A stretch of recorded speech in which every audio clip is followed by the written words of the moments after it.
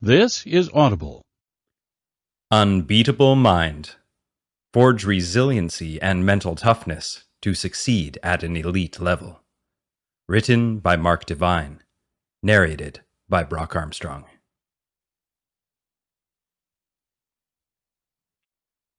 The body is the feeler of emotions and sensations. The mind is the thinker of thoughts. The witness is the observer of all. Sensei Shane Phelps. Introduction. This is Unbeatable Mind. When a man is beaten, tormented, and defeated, he is ready to learn something. Emerson. Over the years, I see the same remarkable situation and state of being again and again in the thousands who have joined my SEALFIT and Unbeatable Mind programs. These individuals are exceptionally accomplished by society standards, with fine careers and ample success to report in their professional and personal lives. But from my discussions with the new trainees, it's long become apparent to me that regardless of their success, they feel stuck in a low gear. They feel incomplete, half empty, conscious that they could be giving far more, but unable to break out of an ingrained pattern of mediocrity.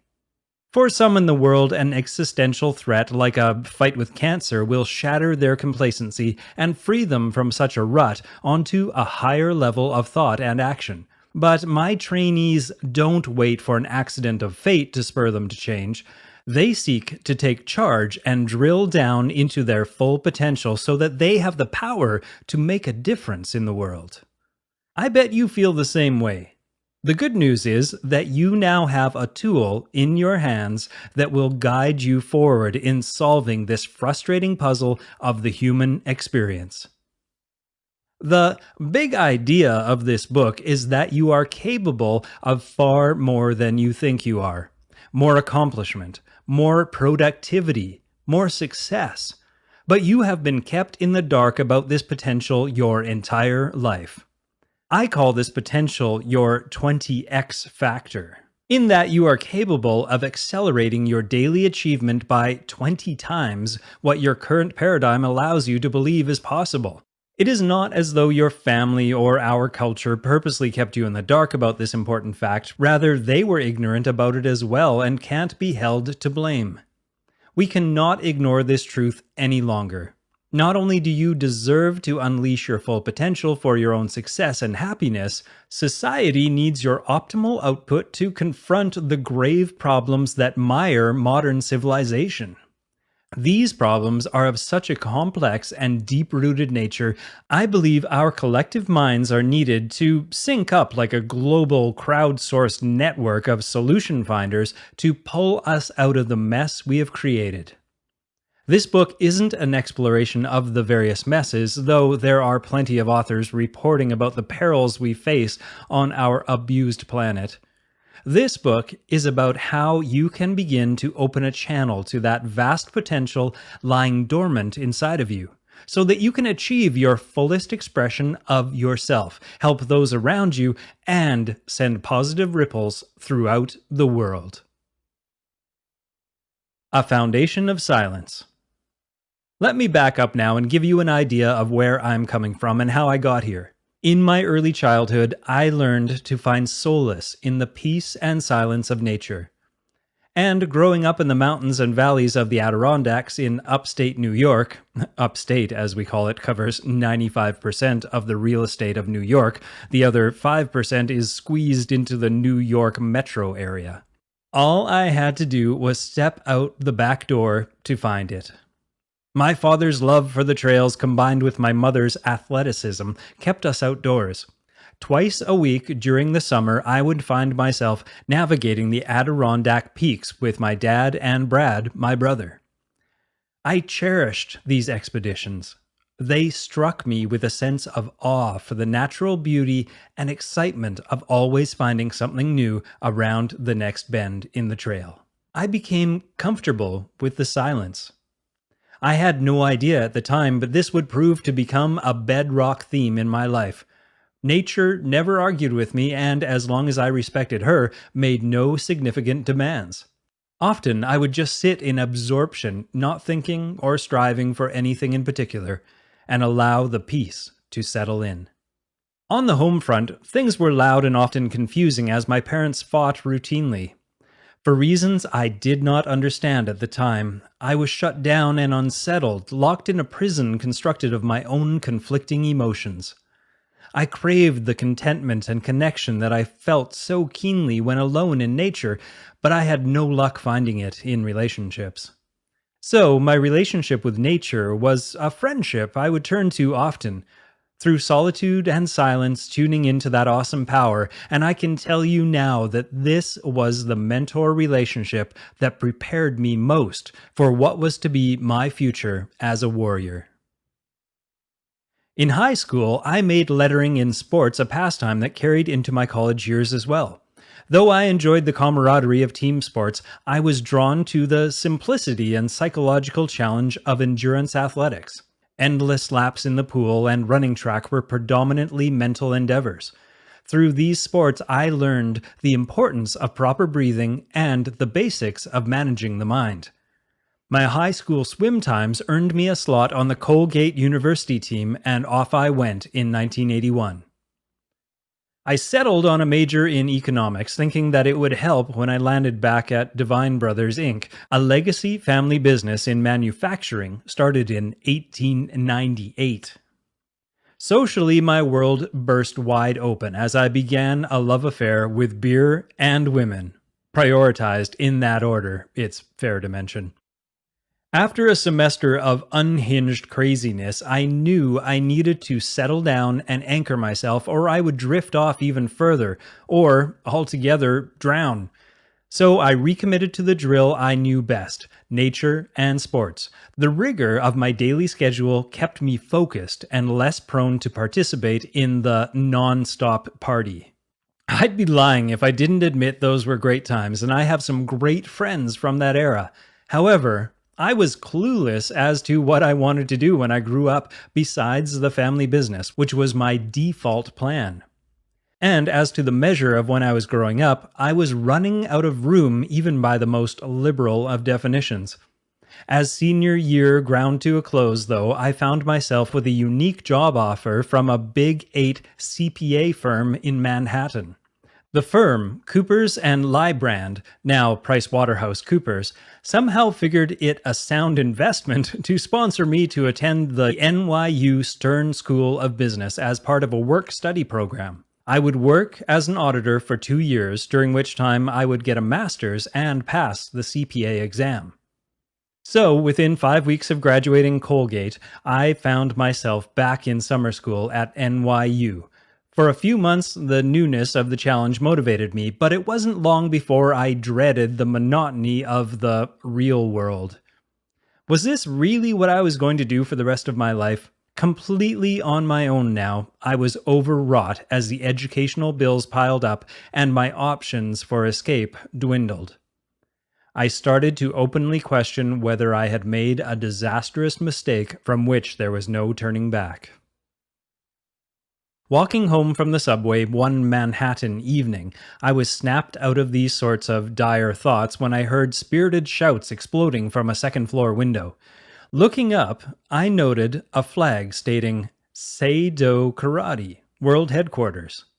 Interesting. Sounds like they're whipping up a storm up there, I thought. I couldn't resist, so I climbed the stairs and met the man who would become my first mentor, who held the key to unlock the door to my own unbeatable mind. Kaicho, Grandmaster, Tadashi Nakamura, founded Seido Karate in the 70s. He was brought to the United States by Mas Oyama, the founder of Kyoko Shinkai Karate, to head up the traditions training in this country as it was gaining in popularity and spreading quickly. After a few years, Nakamura became disenchanted with the tournament fighting focus of that style, desiring to teach karate in combination with Zen training to a broader base of students. He believed that the inner development of the warrior must parallel the outer development, or the art could be used improperly. In essence, he felt that self-mastery was equally as important as fighting prowess. The fighting strategies, tactics, techniques, and physical conditioning were methods of the outer training, while meditation, contemplation, and silence were the methods of inner warrior development. Incidentally, most modern martial arts have lost their subtle art of warrior development, aiming instead at competition or MMA-style training. Kaicho Nakamura's training and mentorship caused a paradigm shift in my own consciousness. Meeting him was a watershed moment in my life. My experience of life after Seido was, well, different. I received my Shodan black belt ranking in November of 1989. I also received my CPA and my MBA certificates that same month. But the most significant thing that happened that November was that I hopped on a train to Newport, Rhode Island to begin my second career as a naval officer. The mentorship I had received under Kaicho Nakamura's guidance had opened my vision to new avenues of possibility, and I charged ahead on one of the more adventurous ones. I had become enchanted with the Navy SEAL's siren call to become someone special. In short, I took the bait. Into the Navy I went in 1989 and never looked back. Teams and shit. It was late November when I disembarked in Newport, Rhode Island, leaving behind the suit, the corporate world, and, sadly, Kaicho Nakamura. Officer Candidate School, OCS, was 4 months of marching from one class to another in formation, and I gutted through it, no problem. It's an understatement to say that things would heat up. In March, now in Coronado, California, I checked out BUDS, the 6-month SEAL training course, for Class 171. It was a Friday, and I was informed my class wouldn't begin for another 10 weeks, and that a different class, 170, was ramping up that coming Monday. I was determined to get started right away, so I went searching for someone who could make it happen. My determined search had me stepping onto the deck of the combat training tank, SEAL speak for swimming pool, facing the 180 panic-stricken looking students of Class 170, lorded over by Lieutenant Rick May, perched high on the dive platform. The entire class went silent when this newly minted officer, me, entered the space. "What can we do for you, Enzyme?" was May's response to my interruption. "Sir, I have orders to 171, but would like to class up with 170, I said with self-confidence. "Okay, that's not normal. Prove to us that you are ready. Swim 50 meters underwater in your boots and utes, utility pants. Right now," he said. Okay, I thought, this is going to be interesting, but it's right up my alley. The sea of candidates parted, likely evaluating my sanity during this brazen stunt. I stood at the pool's edge, took a few deep breaths, and jumped in, boots and all. I pulled like hell against the water and made it to the other side, and then I turned and kicked against the wall with all my might. I glided halfway and then pulled my way to the other side. Gassed, I could barely drag myself onto the deck to await sentencing. "See me Monday morning," May said. Then he went back to hammering the class. On Monday, I classed up with 170. May and the other SEAL instructors were a different breed of men than I'd ever been exposed to. Their confidence was not born of cockiness, the view from their skyscraper office, or the size of their paycheck, but of extreme competence and been there, done that, air of untouchability. Legend had it that Lieutenant May fractured his leg on the 3rd day of his Hell Week. He wasn't going to let an annoying little detail like that sideline him, so he continued to run on until he passed out from the pain, after securing from training on day 5. People like Lieutenant May and Lieutenant Zinke were my heroes and my mentors for the next 9 months. They never messed around or wasted time, preferring to go from 0 to 100 miles per hour on day 1 and not throttling back at all for the duration. The training standards kept getting harder and faster while the quitting line got longer. Those of us who had spent several years preparing and cultivating our mental toughness were ready. Those who had not were not, and didn't survive. Of the 180 who started in my SEAL training class, only 19 graduated. I was the honor man of the class. The arduous BUDS training had been exposed by many SEAL authors and Hollywood movies, so I won't review the details here. But I will sprinkle in a few anecdotal stories to back up a principle here and there. Before I go on, for you ladies reading this, I want you to know that this book is every bit as much for you as it is for the guys.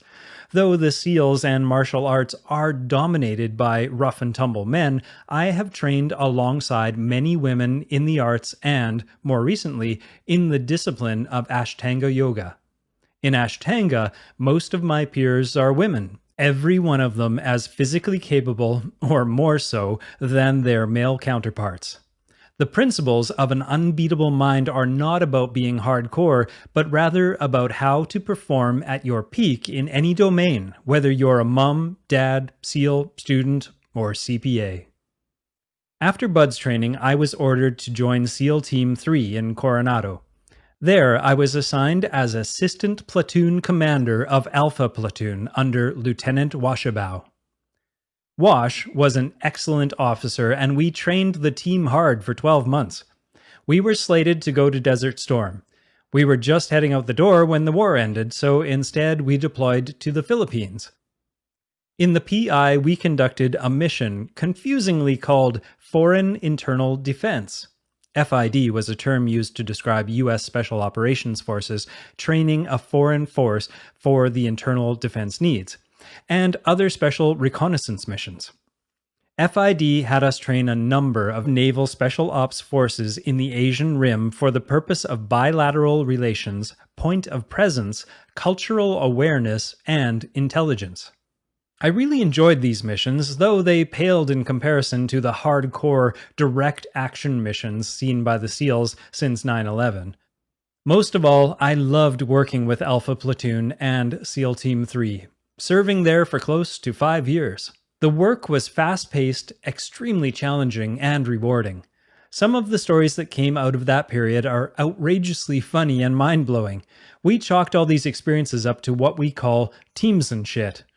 Most SEALs who stick around for more than a single tour have a set of crazy stories to tell due to the nature of the team and the missions taken on. In 1995, my platoon commander tour, ST3, was cut short, and I was assigned to SEAL Delivery Vehicle Team 1 in Hawaii. I also got married to a Coronado girl named Sandy. Learning how to drive and navigate the mini-subs was almost as fun as learning how to navigate a marriage. When I checked into the team instead of going into another operating platoon, I was slotted to head up a special project that took me back to South Korea. At this point in my active duty SEAL career, I felt pulled in opposite directions. My wife was not thrilled about the massive amount of travel, and I did not want to be away from her for 11 months out of the year. I certainly understood the travel needs when I got married, but I wasn't prepared for the emotional challenge they presented. Many people dealt with this by treating their marriage like a business arrangement. It didn't bother them, and they enjoyed being away. I, on the other hand, didn't like it one bit. I worried that the marriage wouldn't survive the stress of constant deployment. In retrospect, I think that because I had such a difficult time connecting when I was younger, when I finally found a heart connection with a woman, I didn't want to blow it. Therefore, I made the difficult and life-changing decision to leave the active duty and transfer to the SEAL Reserves. Part-time SEAL, full-time entrepreneur. The reserves left me with more free time than I'd had in my life since college, so I started to divert my energy to something new. In April of 1996, I paired up with my brother-in-law to launch the Coronado Brewing Company, CBC. It was only the third brewery to open in San Diego early in the trend, and the business is thriving to this day. Since that fateful decision, I have launched 5 more successful businesses, including NavySeals.com, Inasoft, US Tactical, US CrossFit, and SEALFit.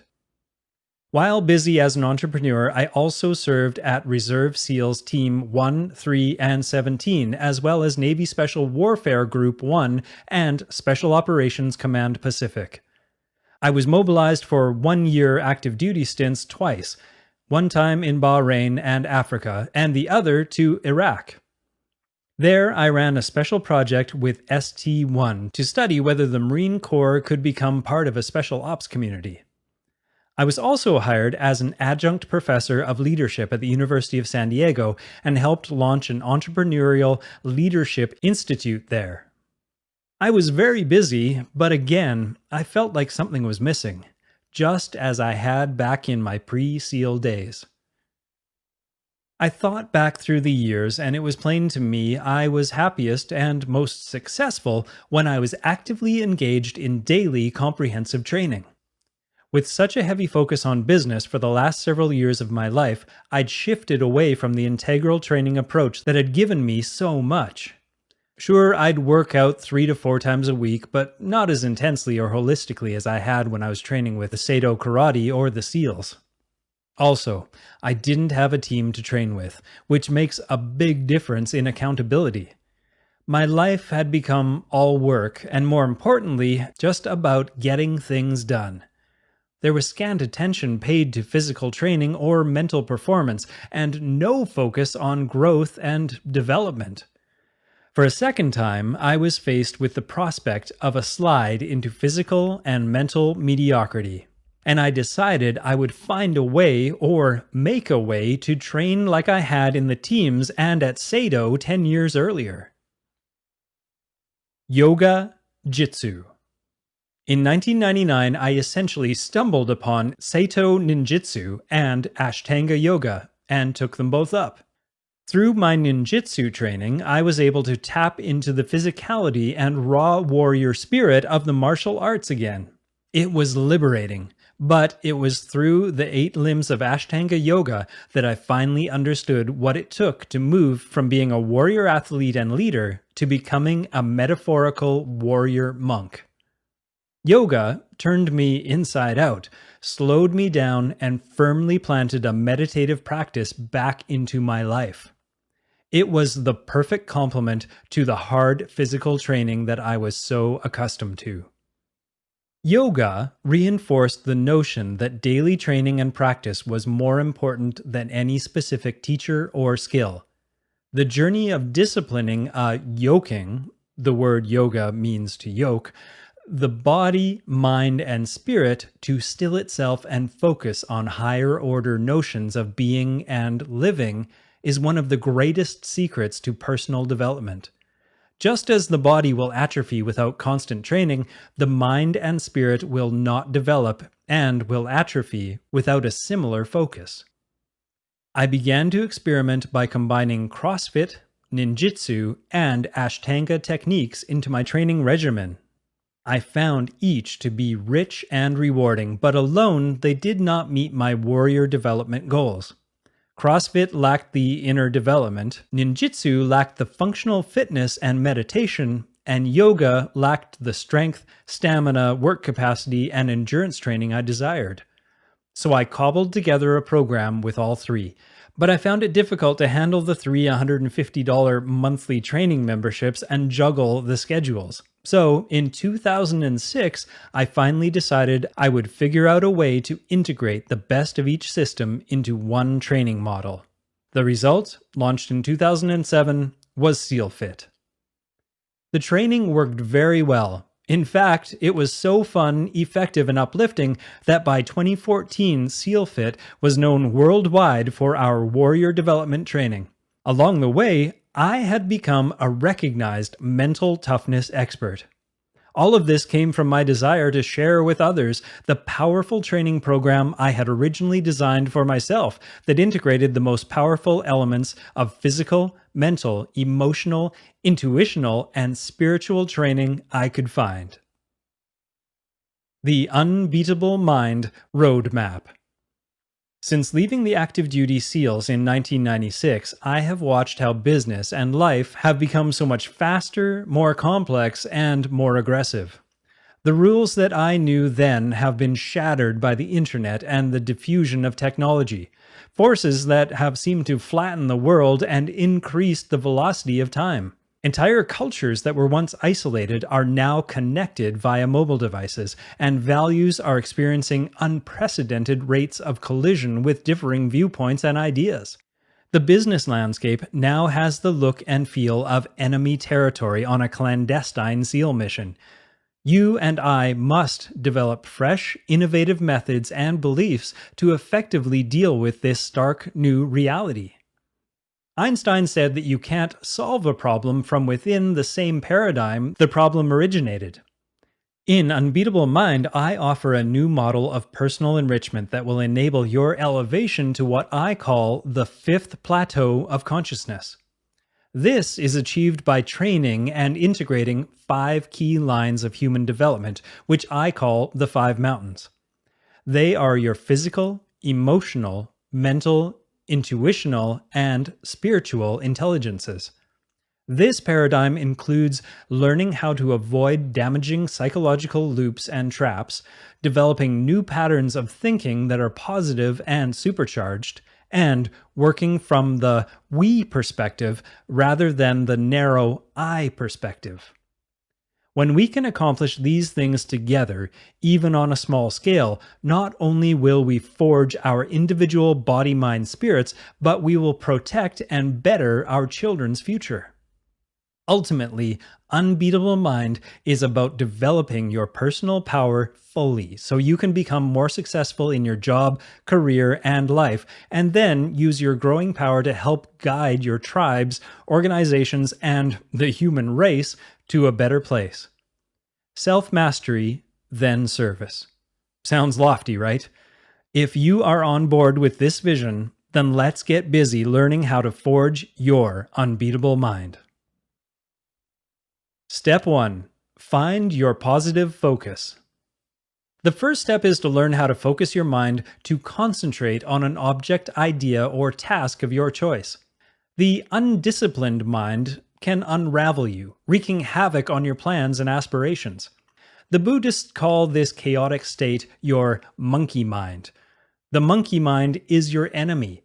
The disciplined mind, on the other hand, is your calm, clear, steady ally, ready to lend a hand when you need it.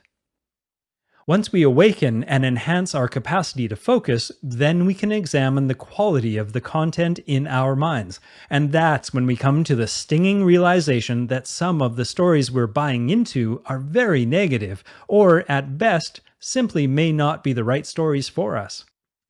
Now we begin to understand, without the tools in place to protect ourselves, the ease with which we can be influenced by the thoughts rooted in fear, destructive feelings, and counterproductive external influences. Negativity derails performance, so it's imperative that you are able to control your focus and shift away from these influences. Rooting out our negative emotions, beliefs, and behaviors that will hold you back can take considerable time and effort. This step is where many fall off the path, but the process of developing mental control is essential before you can move on to step 2. Even slight progress in this step leads to a radical shift in awareness and growth. But what exactly are we focusing on? SEALs don't take on 25 missions at a time. They have maybe 5 missions that they're training for and only 1 central to their focus. They can therefore ensure excellence at all 5 and success in the one critical now mission. I'll show you how to determine what you're focusing your efforts on and how to maintain that focus positively. Step 2. Develop warrior-like discipline. For our purposes, Unbeatable Mind isn't just a tool or a quality. It's also a robust training program. I run this program primarily online with videos, webinars, emails, support forums, and more. But if you're reading this book, you can also create your own training program using the principles and techniques I will teach you. A good training program, whether you are seeking to elevate your consciousness or become physically stronger, requires commitment to daily effort. Consistency is the omnipotent force behind change. We've got to have a plan and we've got to have an objective to accomplish through a series of specific targets. Your objective in this step is to cultivate a state of self-mastery. The root of discipline is to be a disciple to something higher than ourselves. In this case, to elevate the importance of your human development to the same status as eating or sleeping. This is absolutely critical. The warrior doesn't live in the past or the future. The warrior lives in the present. He fulfills his purpose every day. The pre-dawn of each day must be embraced with the same high energy and uncompromising effort. Each decision counts. Assuming you do not stray, that you practice and master the virtue of consistency, you will find the rewards to be monumental, perhaps even shocking, and you will push through to step 3. Step 3. Cultivate excellence. There are a lot of common ways to think about a lot of common things, but a warrior doesn't do common. To the warrior, satisfaction with mediocrity is unacceptable and it is unsettling to imagine. This step builds on the first two, in that with your positive focus and deepening state of self-mastery, you're now actively hunting for ways to uncover virtuosity in seemingly common tasks. If you're spending 60 minutes in a workout, how can you squeeze more benefit out of the cracks that can be found in that single hour? If you're giving a speech, what enhanced technique, approach, or preparation can you use to connect with and impact more people in a more powerful way? The warrior asks these questions and then chases down those skills in order to cultivate excellence. Excellence becomes both an ideal and a breath and blood habit, and underneath it all, it comes down to choice. That choice is to slow down enough to pay attention to the details. This is where we find the opportunity to do things a little bit differently and be a little bit special. Step 4. Earn your trident daily. By the time you've reached step 4, it's time to bring all of your new skills and virtues to bear when traveling this path with other people. Unbeatable Mind trainees know they can't make major change happen in the world or in their lives alone. So this is where we start to look more specifically at how to step up as a leader your team can follow with faith and confidence. And you will learn from your team as well. But first, you must prove yourself worthy of leadership. In the SEALs, the Trident is a gold emblem awarded at the completion of an arduous year-long training program that only the very best of each class complete to earn their place as a legendary SEAL. It symbolizes an enormous rite of passage into the special brotherhood bearing a strong sense of duty, professionalism, and service. You likely have symbolic tridents in your life, and it's key to remember that the trident is earned, but can also be taken away. A SEAL learns that his actions determine whether he gets to keep his trident. It has to be earned anew each and every day. How does this translate for you? It means you can no longer rely on the successes achieved yesterday. Yesterday is gone. It's over. Tomorrow is hopefully going to come, but there are no absolute guarantees there. So guess what? It's all about today. Today's where you need to target your thoughts and energy. Today's where there's respect to earn, training to accomplish, and money to make. You've got to show up and put in 110% today, go 100 miles per hour to prove to your team that you're there for them and that you can be relied upon. Earning your trident daily demands you move beyond self-mastery and discipline, though those practices are non-negotiable prerequisites to this step.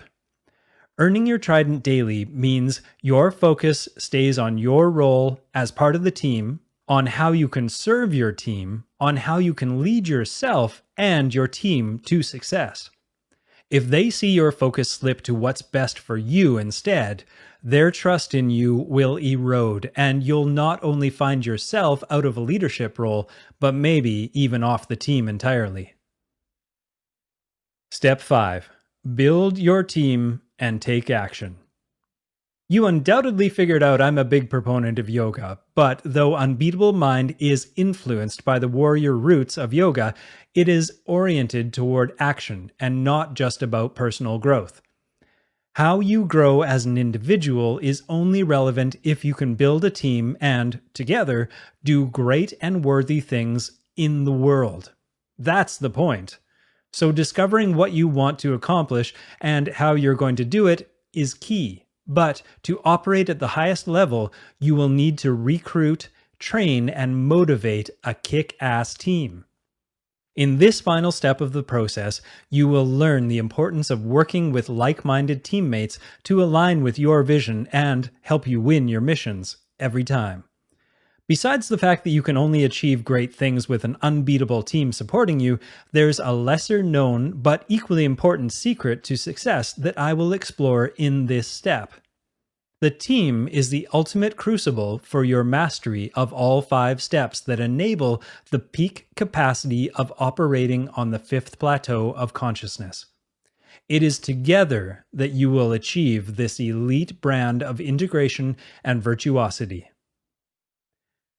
There is a lot of nuance packed into this simplified 5-step process. We will cover it all in this book. Let me close this chapter by saying that you are not alone on this new journey.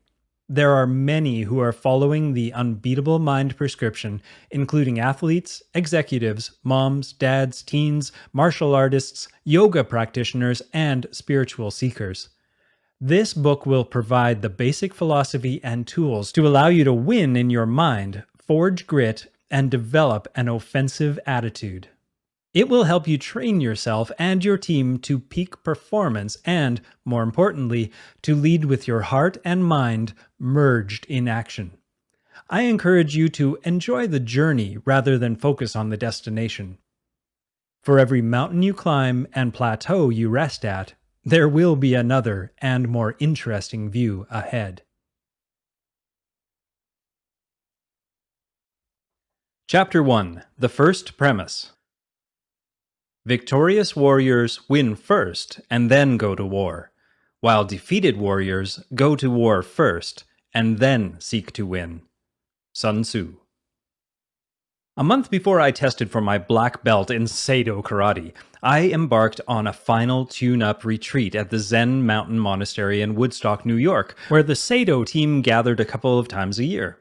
Our schedule had us practicing the physical aspects of karate and the mental aspects of Zen in a very yin-yang fashion. 2 hours of meditation, followed by 2 hours of karate training twice a day. The first morning, as I took my seat on the little bench, which was supposed to take the pressure off our knees and allow us to keep our backs straight, I snuck a peek around. At the monastery that was generous enough to allow us to share their space, most of the students were monks in residence. If you could imagine what a professional meditator looks like, they were in that room.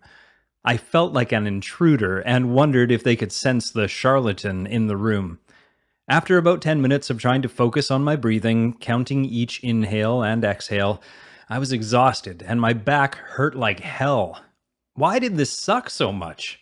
Where was the peace and bliss I was expecting? Who would have thought that doing nothing could be so acutely painful and hard? Try harder, I told myself. Concentrate on that spot in front of you.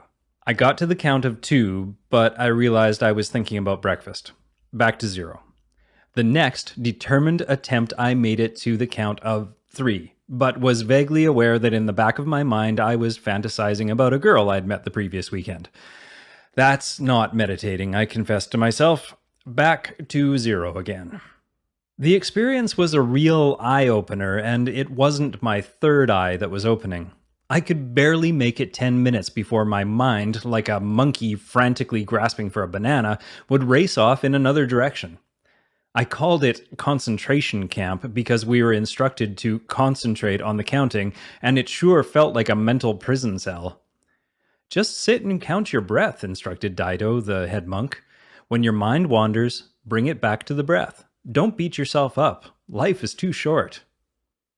Oddly, life never felt longer. I was used to things being easy, and I couldn't help beating myself up for sucking so much at a skill that I'd imagined would be as easy as stretching out in a hammock. Despite my clumsiness, I began to register a surprising change. Even though I kept feeling like a meditative failure, I noticed that the more I did it, the better I felt.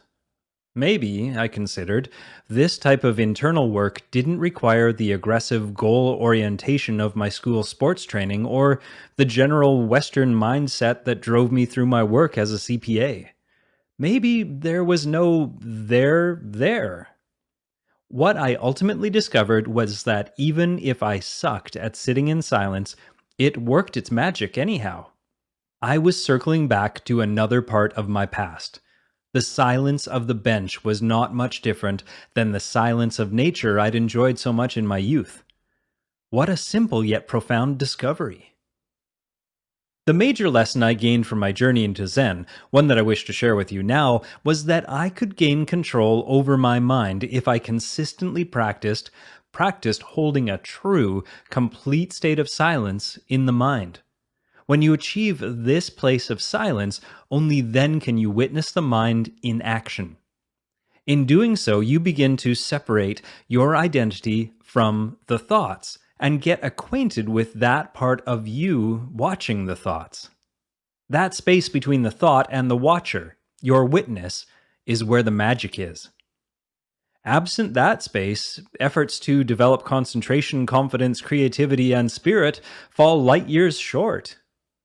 You too must learn to approach mental training without goal orientation. Be patient and expect the unexpected. Later, as my 20-year SEAL career unfolded, I sought to understand those seeds that Kaicho Nakamura had planted during those formative years in New York City.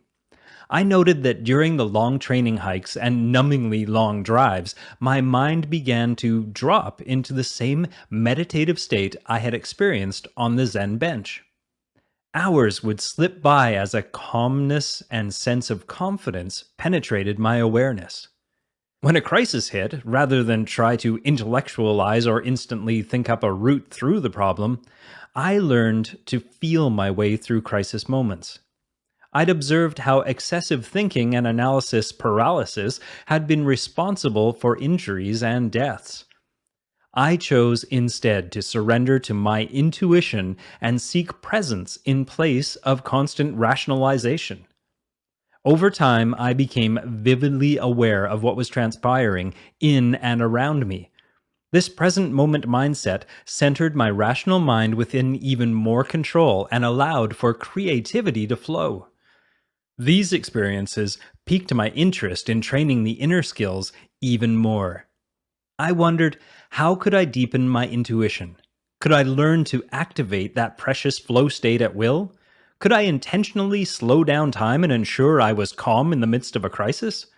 How were deep breathing, internal visualization, positivity, and effective planning practices linked? What impact do these tools have for long-term goal actualization versus spot performances?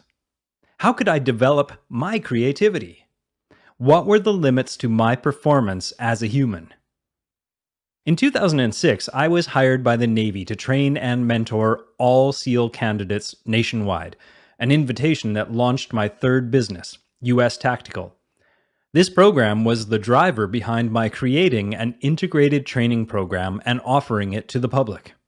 That training became the petri dish for developing the principles discussed in these pages. That is where I developed the tactics behind the first premise. Win in your mind. SEALs operate at an elite level because they know how to discipline their minds and secure the win internally before they enter the fight. This is what I call the first premise. And we must first go into the belly of this beast to tackle how to develop mental control.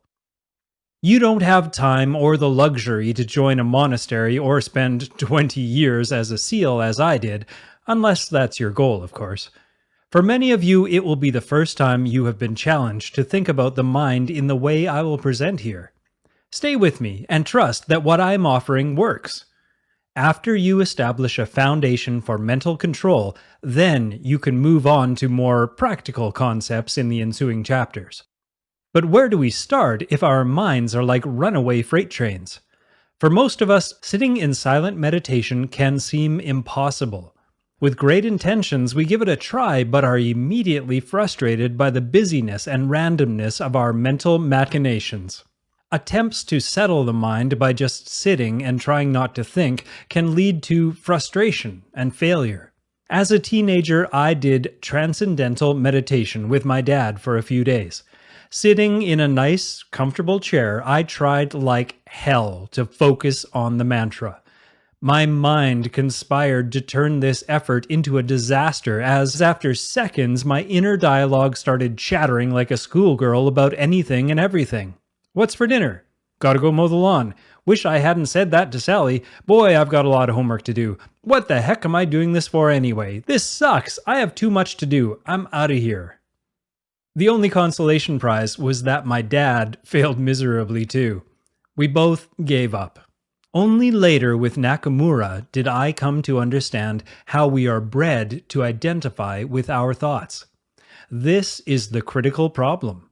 We find meaning by constantly thinking of our body, beliefs, successes, failures, rules, and roles in life.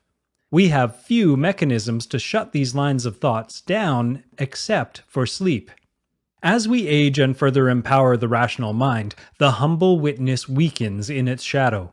We are rarely, if ever, encouraged to spend time in silence or get to know the depth of our character. All the while, our souls cry out for attention. But controlling our thoughts can seem counterintuitive. After all, aren't they, our thoughts, us? Heading down this path can be terrifying. What will you become if you disassociate from your thoughts?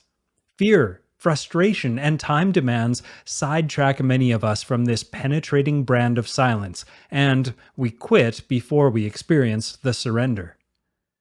If this has been your experience, please know that you aren't alone. My message to you is this: forget about the past and the failed efforts. Take this moment to formally and forever let go and give yourself a fresh start. Now is the only time that matters. Getting to the terrain of elite performers demands attaining access to the 90% or so of the vast mental power that lies beyond the rational, thinking part of your mind. Let's break this down and discuss how to go about accomplishing it. Embracing sacred silence.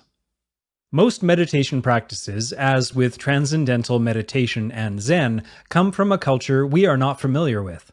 They are difficult for the contemporary Westerner to wrap their steel trap heads around.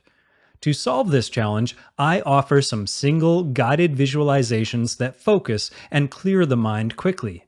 One is called the fishbowl, and the other, still water runs deep. Both of them can be used as a jumping-off point for mental control. I will describe the fishbowl technique here. Still water runs deep is described in my book, The Way of the Seal, and all the practices in this book have written and video descriptions in the online Unbeatable Mind Academy. Fishbowl and still water are super effective because you are combining concentration, awareness, and guided visualization into one powerful practice. But there are other tools you can use as well. You can sit and observe your breath going in and out. Don't force things, just observe the breath and any thoughts that arise. Another is a concentration practice, such as the Zen meditation I described earlier, where you'll count each breath cycle, trying to get to 10, while watching for any errant thoughts. If they arise, you note them, release them, and go back to 0 to count the breath again. Want to go even simpler? Spending time in nature is another great way to still your mind. If you are an athlete, you can practice on long endurance runs, swims, or hikes. Preparing for meditation. Find a comfortable place to sit in a chair, on a cushion, on a stool. The key is to keep your spine straight and to avoid discomfort that will disrupt your mind. Begin the practice by closing your eyes and scanning your body from toes to head. This is a sensitivity awareness drill that can also be done as a standalone awareness deepening exercise. It will bring your mental attention to parts of your body one at a time. As you move up your body, linger for a breath at each of the 6 energy centers, known as chakras in yoga, and imagine a glowing white light at each. They are, in order, number 1, root, located at the base of your spine. Number 2, sacral, located about 3 inches above the root in your lower abdomen, below the navel, near the spine. Number 3, solar plexus, located just below the rib cage, near the spine. Number 4, heart, located behind the heart in the center of the chest, near the spine. Number 5, throat, located in the throat behind the Adam's apple. Number 6, brow, in the center of your brow, but a couple inches behind, also called third eye. When you get done with that intro, expand your awareness all around you for a few moments. Try to sense the energy around you and inside of you and to feel connected to it. If your mind wanders during this phase, don't sweat it. Just bring it back to feel the body and the space around you. The fishbowl. Okay, now you're ready to clear your mind completely using the fishbowl technique. In your mind, imagine your skull as a fishbowl, and your thoughts are the cloudy, murky water. Not too far from the truth, I might add. Your breathing is the filter. Each deep breath you take in and out is a cleansing breath that begins to clear the murky water of your mind. You begin to sense the water of your mind getting cleaner and clearer as you breathe. After 10 breaths, it's mostly clean. After 20, it is as pure as a natural spring on a sunny day. As you imagine the clarity of your mind, you realize that what you are witnessing is a no-mind state. In this state, your mind is unspoiled by thinking. You maintain that state as long as you can. If you start thinking again, your fishbowl gets dirty, and you can recommit to cleaning it. The witness.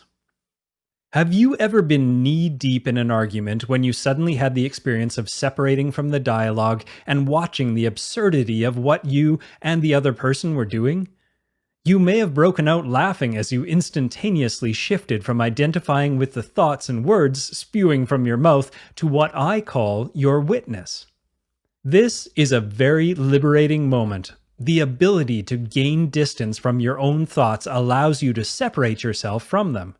Let me say that again in a different way. The more you connect with your witness, the more you understand that you are not your thoughts. This separation creates space for positivity to flow in, releasing you from the shackles of natural negativity.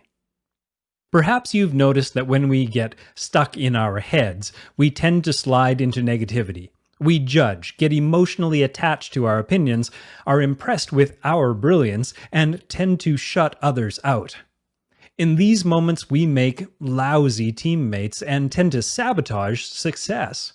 Negativity destroys performance in the short term and precludes success and happiness in the long term. Why is it so natural for us to be so negative? It turns out that for survival's sake, our rational, thinking mind is wired with a bias for negativity. It must decide and act on life-threatening influences daily, and it is conditioned to be pessimistic and scared as a result of the barrage of negative influences. We will get more into just how the mind works in Chapter 8. This isn't some newfangled theory. Native American elders have long recognized this truth, saying that a wolf of fear resides in our minds, ready to pounce at the slightest danger. But what we're doing now is bringing to life our facility to recognize that the witness is always there too. You have to slow down and take a step outside of the constant doing nature of modern life to connect with it, to open up a space between our deep ingrained fear responses and patterns and our true, authentic self. The Zen tradition talks about polishing the mirror to explain this phenomenon. Imagine your ego mind to be like a mirror. Negativity, false stories, fear, these things cloud the mirror, making it difficult to see yourself and reality with accuracy. As you practice connecting with your witness, you're polishing your mirror and actively training your skill to see clearly. You're getting in touch with the positive aspects of your ego instead of the negative. You are enacting a new phase of evolution towards your fullest human expression, away from the animalistic, reactionary nature of our hardscrabble past. When you first begin to still your mind and acknowledge your witness, you will notice, maybe for the first time, how habitually you harbor negative, weak thoughts. Once you see this, you discover one of the powerful gifts of the witness. You now have a choice to change these thoughts immediately. You can also rely on your witness during conversation or during an action to detect a pattern of negative thoughts when they first start creeping in. The trick is to use awareness of negative thought as a stimulus to softly redirect the mind into the realm of positive thought and performance. SEALs are trained to be rock steady, but I am no stranger to the twin demons of negative thoughts and feelings. When I checked into SEAL Bud's Class 170, my nerves were sizzling. I could feel the adrenaline pulse through my arteries. The magnitude of the instructors flared. They had a superhuman quality, and the students were like freaked out carpenter ants frantically trying not to be crushed. My class had 180 trainees, and the stream of negative chatter in their minds was expressed in the anxiety riddling their faces. I was picking up a lot of it myself. I sensed the tension in my stomach as fear and dread settled into the class. I began to talk to myself. What's up? I've trained hard. I've made it this far.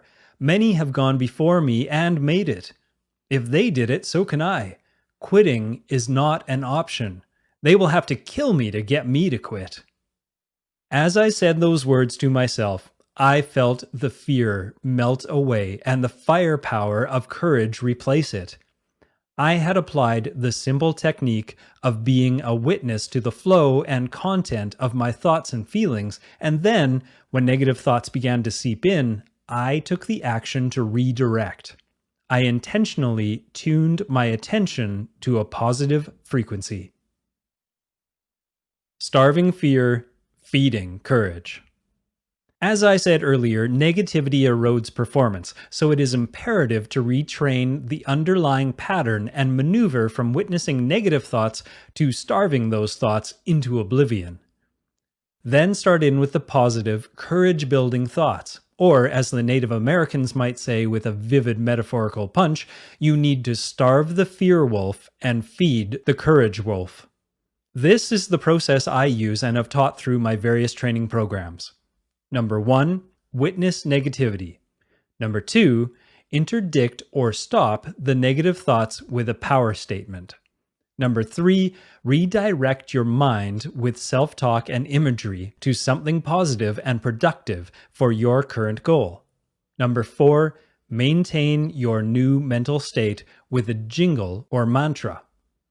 Interdiction power statements are words that shock your monkey mind back into control. Words like no or stop work well, though I prefer using positive power statements, ones that have a little more blast to them, such as, I've got this, piece of cake, step it up, Mark, or my favorite, feed the courage wolf.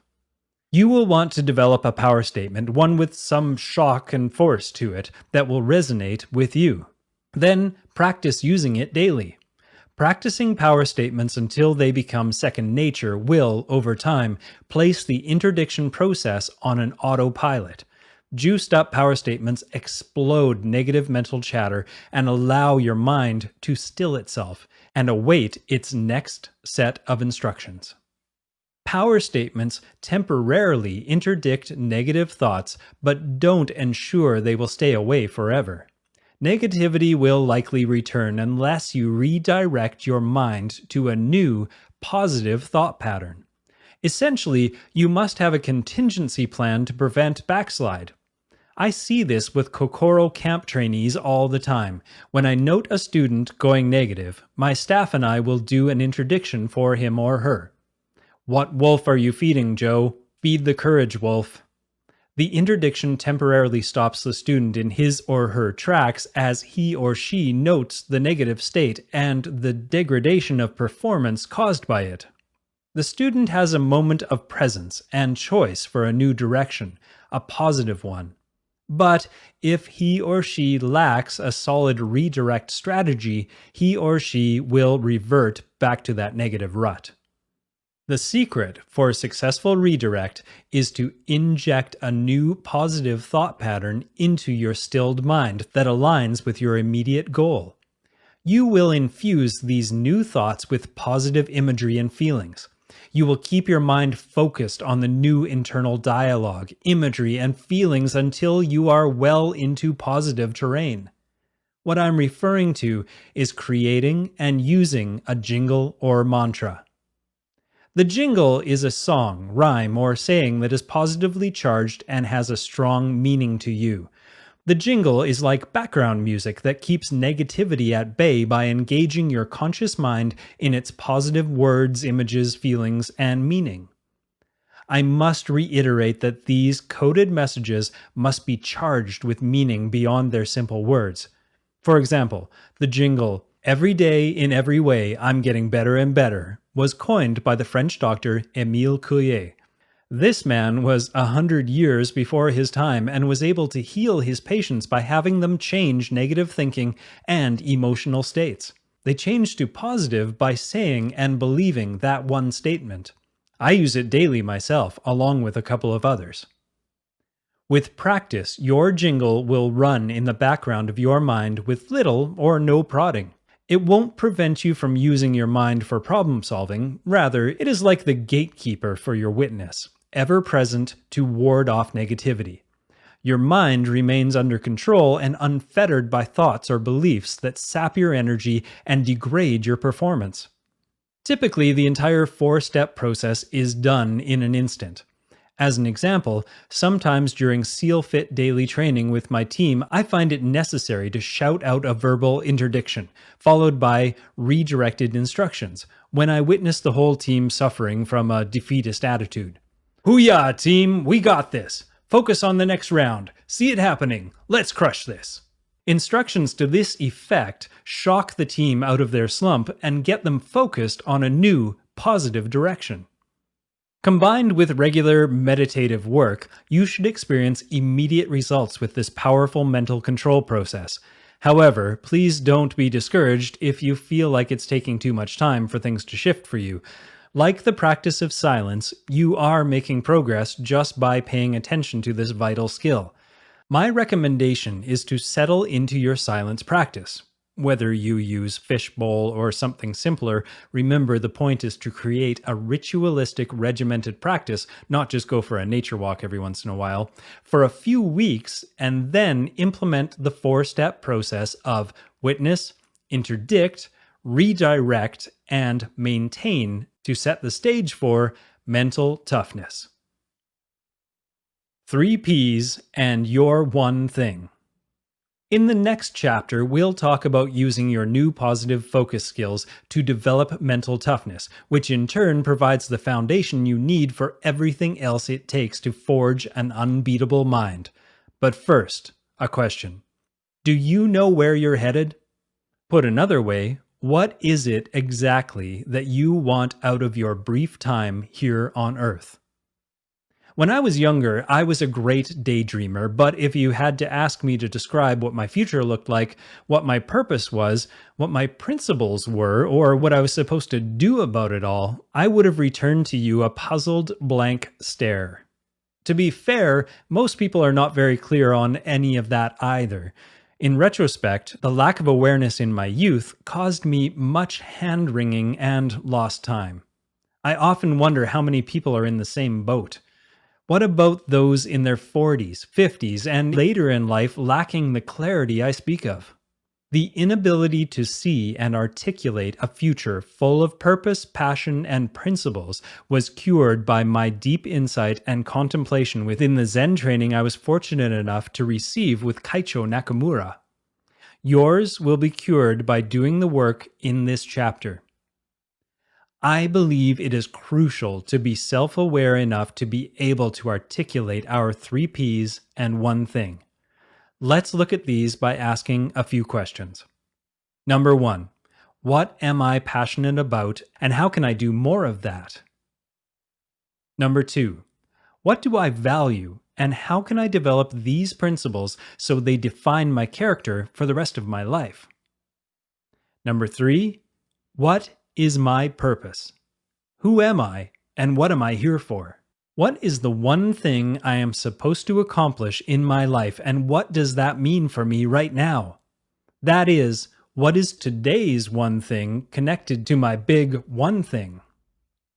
Number 4, how do I take my one thing and activate it in the world? Mastery over the self, a key characteristic of those with an unbeatable mind, is somewhat difficult if you don't have clarity on these questions. If you don't know yourself, what are you supposed to do besides just get by? Lack of meaning and purpose is a major cause of despair and despondency in the world. Some will stumble upon a vague sense of purpose in their professional lives. Others will have their purpose shown to them early in life and are well into fulfilling it in their 20s. I have found that the vast majority of my students cannot clearly articulate this purpose and are deeply moved when they uncover it. Let's take a step back and take a look at your one thing. It is highly likely that you have a sense of your own uniqueness, that aspect of you that sets you apart from others. This uniqueness is coded into your DNA and I believe put there as a part of your soul's yoking to the physical body.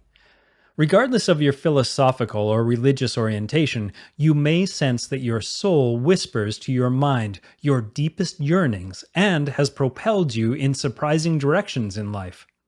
If you ignored the whispers in the past, my guess is that you felt out of sorts and misaligned, like I felt as a CPA in my early 20s.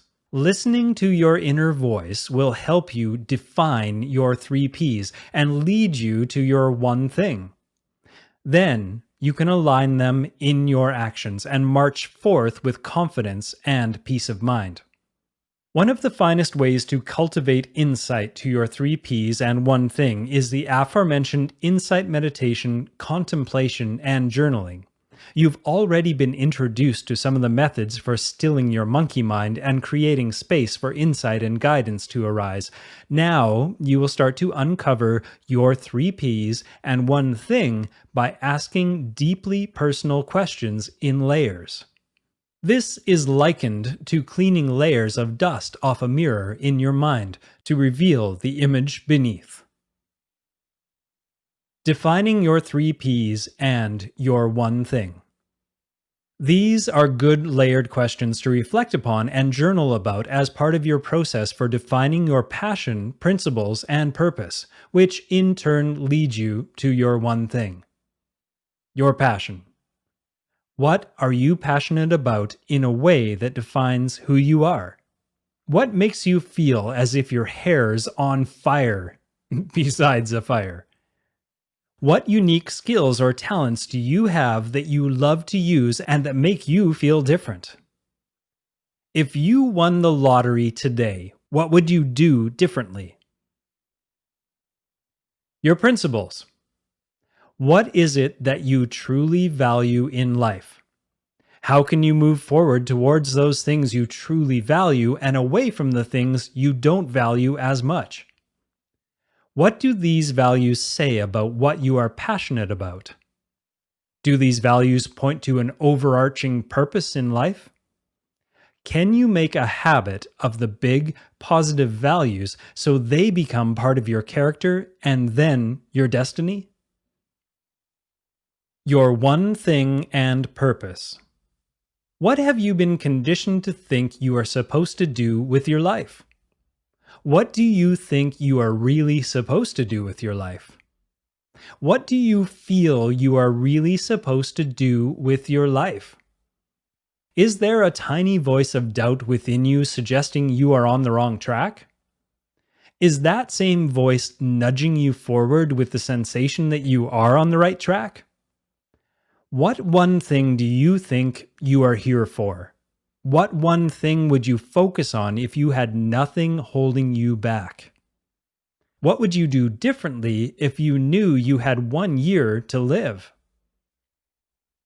Looking inward and writing down what comes up in a free-flowing manner gets you into an ideal state for the intuitive and creative aspects of your mind to be heard. You will train your mind to enter these intuitive states on demand, and as you do so, your insights will deepen even further. Once you can clearly articulate your 3 Ps and your one thing, write them down in a place where you can review them daily. Mine are in my smartphone notepad. What will you be remembered for? When Alfred Nobel read an obituary one day, he wasn't thrilled with what he saw. It was written about him. Of course, it was a mistake made by a reporter after his twin brother had passed away. The reporter berated Alfred in the obituary as the man who introduced dynamite to warfare, leading to millions of deaths in World War I. Appalled, Alfred used this event to find a new purpose and one thing for his life, which we now know was the founding of the Nobel Peace Prize. Your next assignment is to write a personal obituary as you want to be remembered, not as you are now. Imagine that you are a great friend writing the obituary who knew the major impact you had on others and on the world, as well as all the good things about you. This may be uncomfortable at first, but focusing on your legacy can be very enlightening. It will expose the gap between where you are now and where you can be at the end of your life if you align with your 3 Ps and your one thing. Don't blow off the obituary exercise. It is very powerful. If writing your obituary seems overwhelming, start smaller. Write your epitaph from the perspective of having fulfilled your one thing and lived your purpose in life. Chapter 2: Mental Toughness. The first secret to mental toughness, as simple as it may sound, is to recognize and embrace the power of choice and how that power can shape our lives. Mark Devine. Often I see people with great minds and all the right stuff for success torpedo themselves on the 1 yard line. They do this because they lack the fundamental tools for mental toughness. As mental control is the starting point, mental toughness is what sees you through to the finish. So in this chapter, I will share 3 of my top secrets of mental toughness. Making the choice. Prior to starting your journey to an unbeatable mind, things seemed to just happen to you. Life was random and you often felt out of control, because it was and you were. Now that you are learning to control your mind, you are back in the driver's seat. You will be able to create exactly what you desire and avoid what you need to. You are writing the script of your own masterpiece, your life.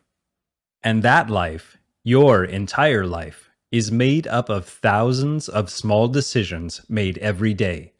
We tend to focus on the few big choices when we reflect on our life experience.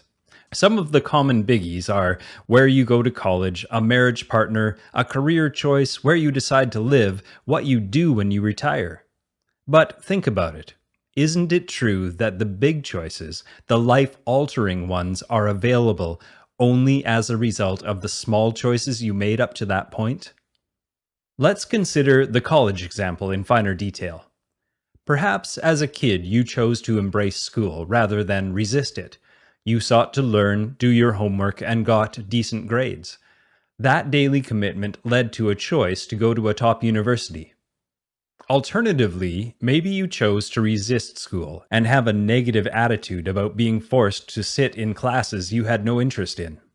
Then, as you approached the end of the process, you had a different set of choices, such as to drop out or finish and scratch something out from the bottom of the ladder in a minimum wage job, or go to a community college to play catch up. Very little had to do with your general intelligence or aptitude. Yet it had everything to do with the countless, indiscriminate choices made throughout an average day that narrowed opportunities. Ultimately, the collective value of the small choices define the big choices we make, impacting the rest of our lives. Consider this. In your formative years, you chose to embrace fitness and good nutrition. Every day you asked yourself whether this food or this action would make you healthier or less healthy. You made a habit of training your body and eating well. Then, in your mid-20s, you decided that your life was calling you to be a Navy SEAL. Because your choices to that point were in alignment with the big choice of becoming a SEAL, you sailed through the program. The alternate universe is obvious, and I don't need to describe what happens to the vast majority of people who make less good small choices in the area of fitness and nutrition. Our healthcare, medical, and insurance industries are trillion-dollar industries as a result of several generations of people chronically making poor decisions in matters of nutrition, health, and wellness. Okay, so where am I going with this? It's simple. Success is defined by choice, and it's the small choices, not the major ones, that make the difference between good and excellent. The first secret to mental toughness, as simple as it may sound, is to recognize and embrace the power of choice, and how that power can shape our lives. And perhaps one of the biggest choices you must learn to make is how to think of and deal with stress. Managing stress. 49 hours and 45 minutes into Kokoro Camp 7, the instructors descended on the trainees, some who he sensed had held back during the arduous weekend. The SEAL coaches are not looking for superhuman effort, but rather for superhuman determination and a fire-in-the-belly attitude toward challenge. Kokoro Camp is a voluntary event, so we don't drop athletes unless they are in danger to themselves or will hold back the class. Typically, even those who opt out are transformed by the totality of the experience. But it's our job to help our trainees discover that aspect of themselves that holds them back from greatness and to give them the tools and the experience of breaking through to the next stage of their development. That requires us to push them in all kinds of ways. That day, we were on the verge of securing the class when some unspoken urge struck us to press harder. We ratcheted up the intensity level and put the class under a whole new level of mental duress and uncertainty. They had thought there were only a few minutes left, and that if they could endure 49 hours and 45 minutes of pressure, they could deal with a few more moments of duress. But we turned up the heat. We convinced the group we were going for another few hours until they finally got it right. To our surprise, one of the trainees up and quit. The new stress had unhinged him, and he stepped aside and said he was done. Game over. The choice was simply to keep going as he had for the last 49 hours and 55 minutes, or alternatively to give up on a challenge he had up to that moment fought hard to complete. We secured the class as planned, a few minutes later, and he watched in stunned disappointment from the sideline. Stress is so often cited as the cause for poor health, breakdowns, and lack of success. The prevailing view in society is that stress acts on you insidiously, and you are its helpless victim. How often do you think these thoughts or say them out loud? I am so stressed out. I can't take this stress for one more minute. This job is killing me. I need a fill in your favorite vice here, drink, smoke, etc. It's a myth that stress is your problem. Your real problem is believing that stress is the source of all your woes. In my early 20s, I was there. I know what it's like and how it feels, and I know how easy it is to fall into this trap. Now that you understand that your mind can either be a feisty fiend or a friendly ally, you can see that how we react to stress is actually a story we tell ourselves. Change the story and you will change how the stressors affect you and your life. To change our story about stress, let's use the process we learned in the last chapter. Step 1 is to witness the adverse stressor as it impacts you and begins to affect your psychology and physiology. Step 2 is to interdict the response to stress. Step 3 is to redirect your psychology and physiology to counter the impact of the stress and transmute it into positive performance. Step 4 is to use breathing and concentration techniques to maintain performance and eliminate the stress from your mind, body, and life. With this process, you take back control and move from stress to success. Stress is neither good nor bad, it's just what it is. But it gets a bad rap. Most folks think that the secret to health and happiness is to eliminate or avoid stress. There are a million courses out there that propose to eliminate financial stress, work stress, relationship stress, everything stress. Good luck with that. It's like peeing into the wind. Everyone faces a massive amount of stress every day, but he who manages stress well is the one who wins. The previous 4-step process will work whether we're talking about a one-time acute stress, like a crisis, or long-term chronic stress, such as the crushing load of commitments. Incidentally, the main stress experienced in our lives is time stress, and it is entirely self-induced. After all, isn't time also a story and social construct that allows us to organize social life? Redefining your storied relationship with time will reduce a big source of stress in your life. Take on fewer commitments, focus more positive energy on worthy commitments that are aligned with your purpose, and watch your performance skyrocket. Understanding stress. Stress is simply a term for resistance or pressure. We need these forces to grow as humans. Let's use strength training as an example. Weight introduces an external resistance stress to our bodies when we attempt to manipulate it. The challenge requires us to learn a new skill and then develop the muscular strength and stamina to lift and move the load safely. To accomplish this, the body must break down old tissues that were programmed for the previous skill level and load and build new tissues programmed with the new reality, weight limits, and skill. Most people don't react to that form of stress negatively. In fact, scientists even give that type of stress a title: eustress. Eustress is good stress, but in reality it is how we mentally frame and handle the stress that is good, not the stress itself. The stress just is. Back to the stories we tell ourselves. The story that stress is bad is not a good one. Stress is stress. How we learn to respond to stress and use it to grow is the better story. When stress is not intentionally invited, we consider it distress. Again, the stress itself isn't bad, it's our relationship with it that causes us to label it and experience it as distress rather than eustress. How we deal with the stimulus is influenced by factors such as expectation, fatigue, preparation, and resiliency. When we don't expect the stress, are fatigued, aren't prepared to handle it well, and lack resiliency, the ability to bounce back from stress quickly and stronger than before, then the stress will adversely impact performance. Here's how this all works. Our brains are wired to process incoming information through the amygdala, located in the temporal lobes of the brain. The information is screened for threats and opportunities. Within this screening, the amygdala interprets many modern influences as threats.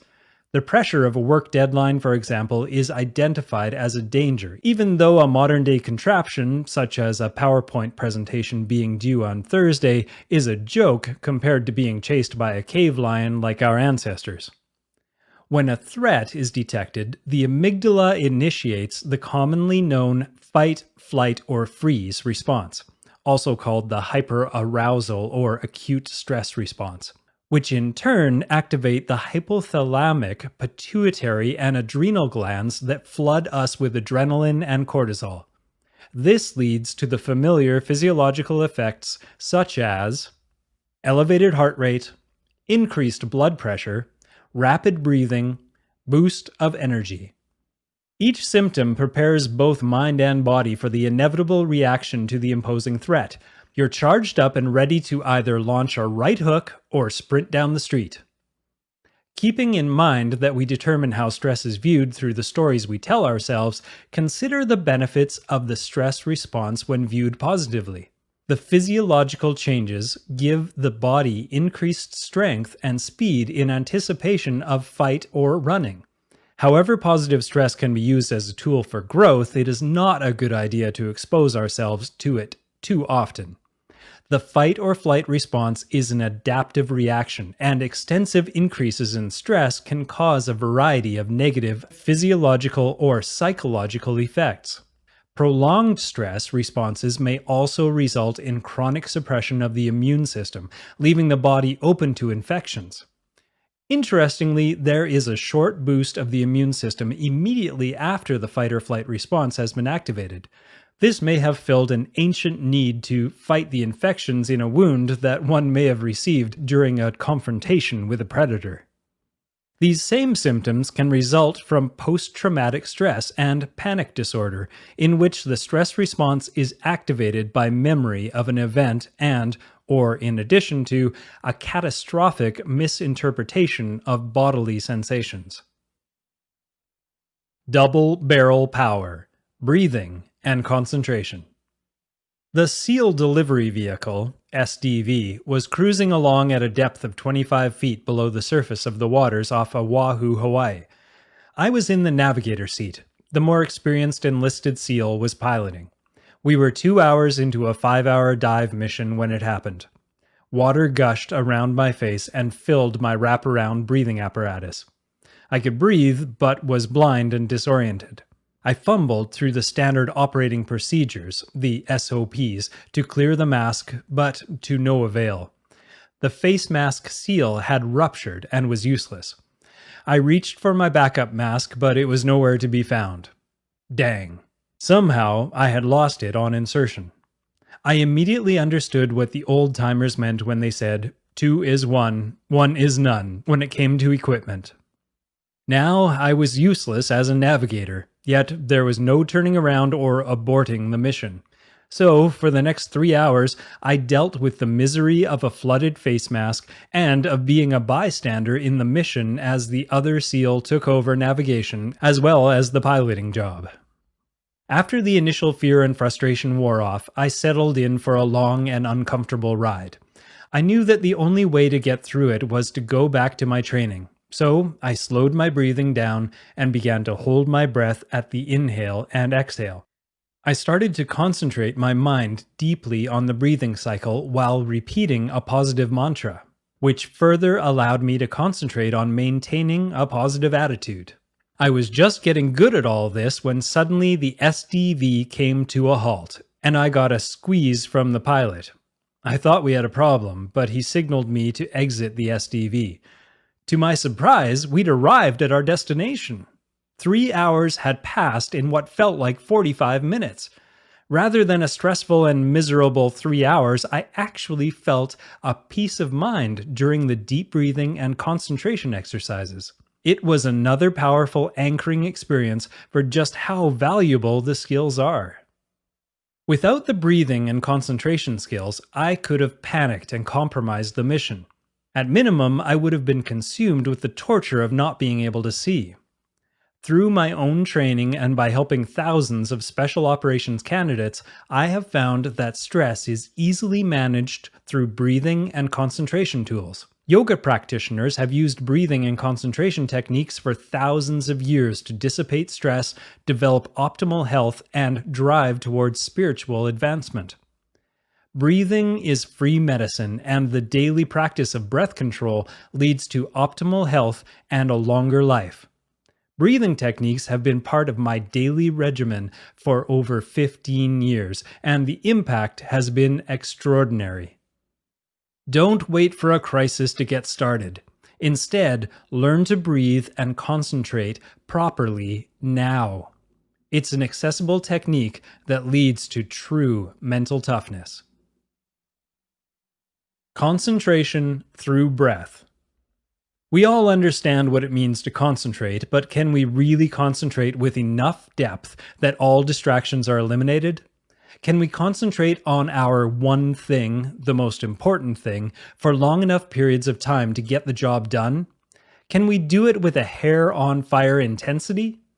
Deep, long, unbroken, and inspired concentration is a hallmark skill of super successful people.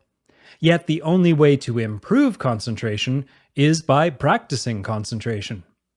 There are many ways to practice concentration. In fact, we've discussed a few already. The guided visualization drills introduced in the first chapter are concentration practices, as is the basic Zen practice.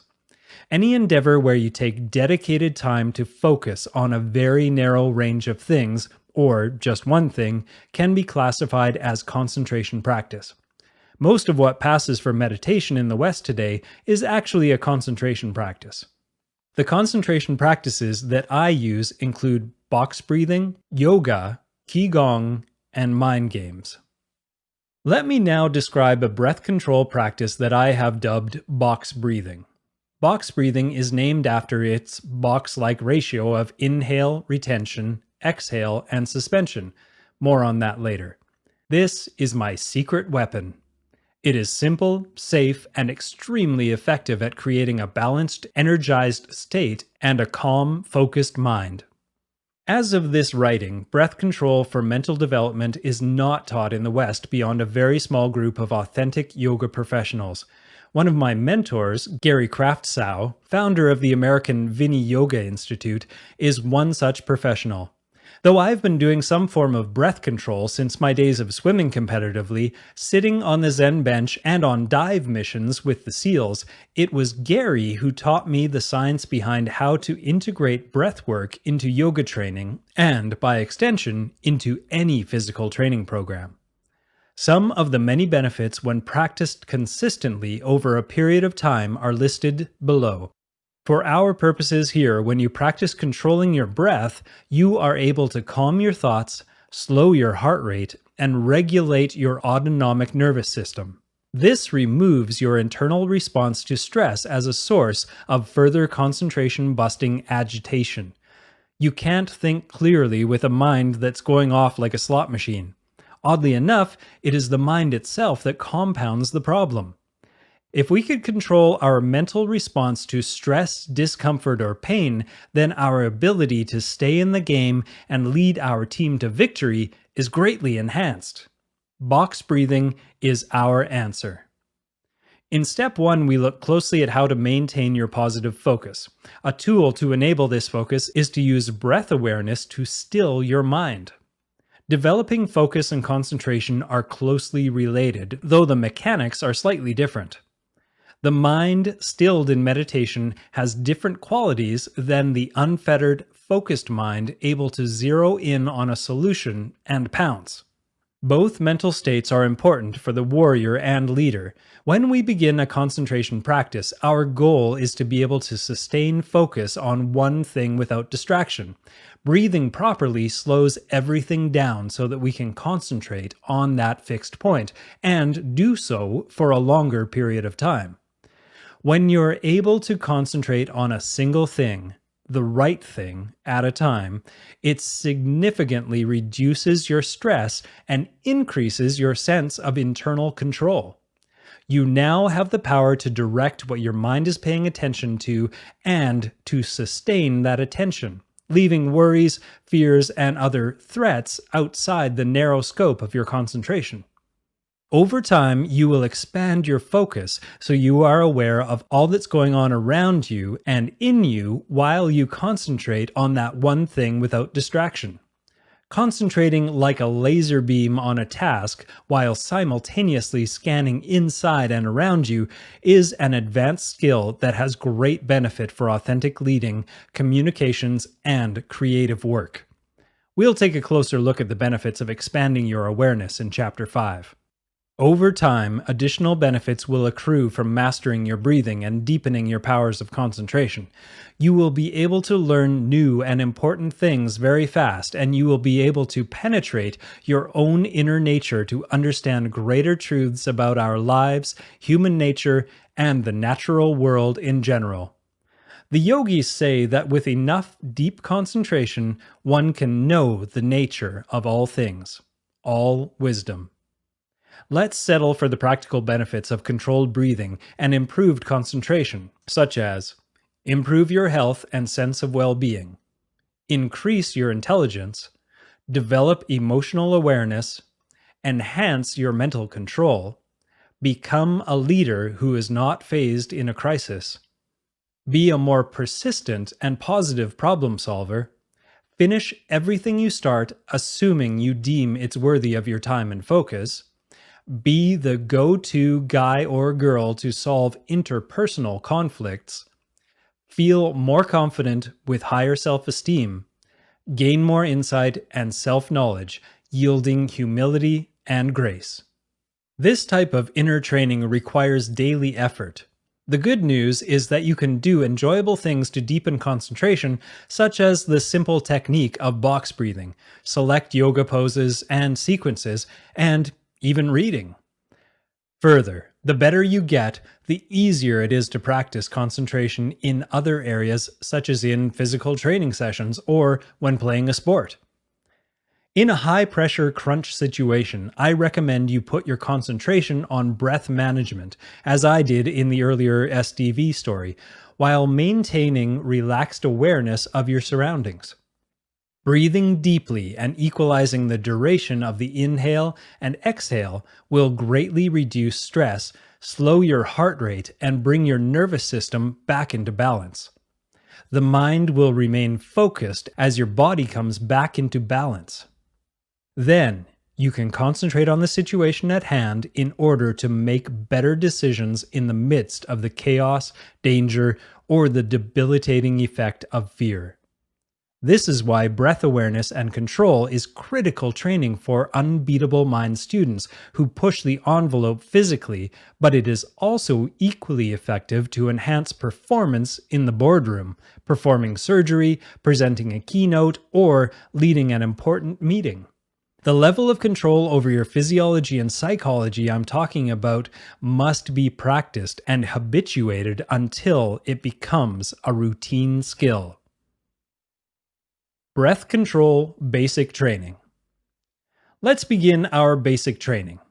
First, it's important to understand that proper breathing works on 3 levels in our bodies. It enhances our lung capacity and breathing musculature, strengthens our immune system, and regulates our neuroendocrine system. Second, it charges and balances our energetic body into a state of invigorated health. The energetic body is that symptom of energetic pathways that includes channels on each side of the spine. These pathways transmit energy up and down the spine, nadis, and points where the energy channels intersect as they spiral back and forth around the spine, chakras. The energy body is elaborate and has been mapped in great detail, yet it is mostly out of reach of Western scientific instruments at this time. Finally, as discussed already, proper breathing clarifies and focuses the mind. There are 3 steps to breathing for optimal physical and energy health. Number 1, relearning how to breathe deeply through your nose into your chest, diaphragm, and belly. Of course, you don't actually breathe into your belly, but the feeling is such that you breathe air beneath your diaphragm. This is more of a body map reference. Number 2, training your breathing so that you begin to breathe in deep and rhythmic patterns naturally, as your normal pattern when awake. Number 3, learning to use the breath in advanced ways to heal, build energy, calm down, balance your emotions, and to trigger razor's edge performance. To say that learning breath control is the most important component of forging mental toughness would not be an understatement.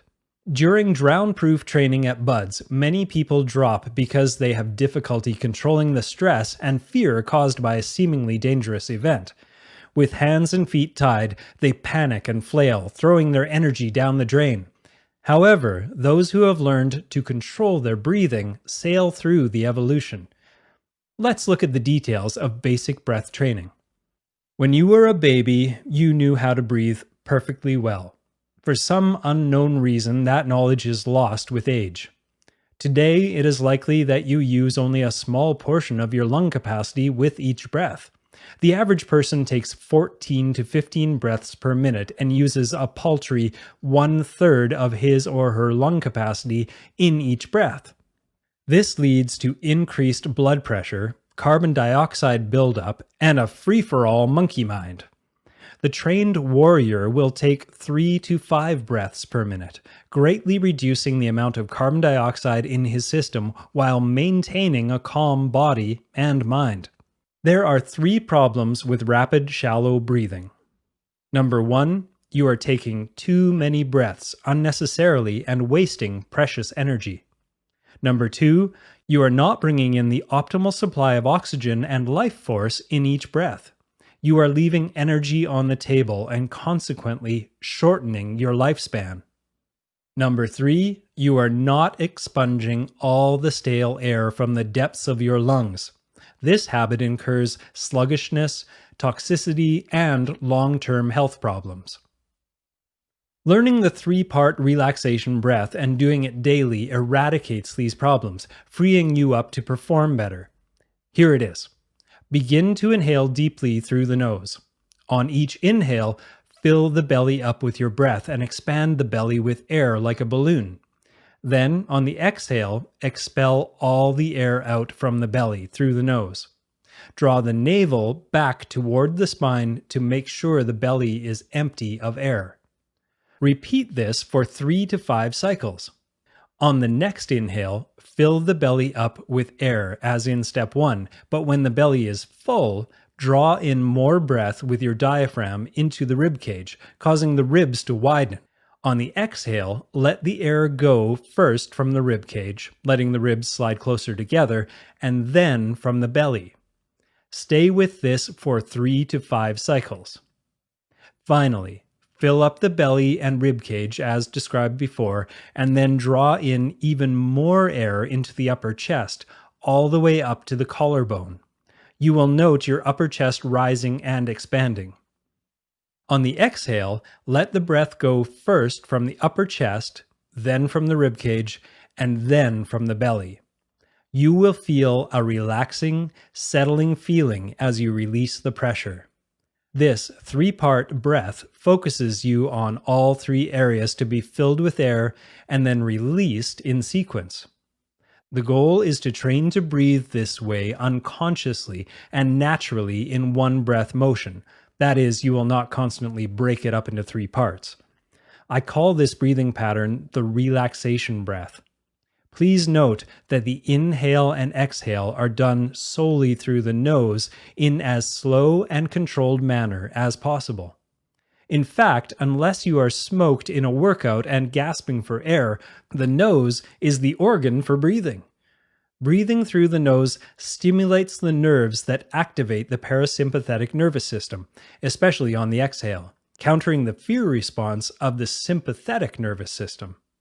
The nose also warms or cools the air and cleanses it of unwanted elements in the air, such as dust.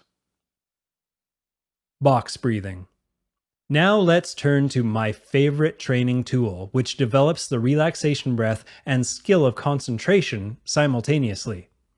I named it box breathing in 2007 when I introduced the technique because the pattern of the breath is a 1:1:1:1 ratio, shaped like a box. Start by exhaling all the air from the lungs. Now, inhale to a count of 5. And then retain and hold your breath to a count of 5.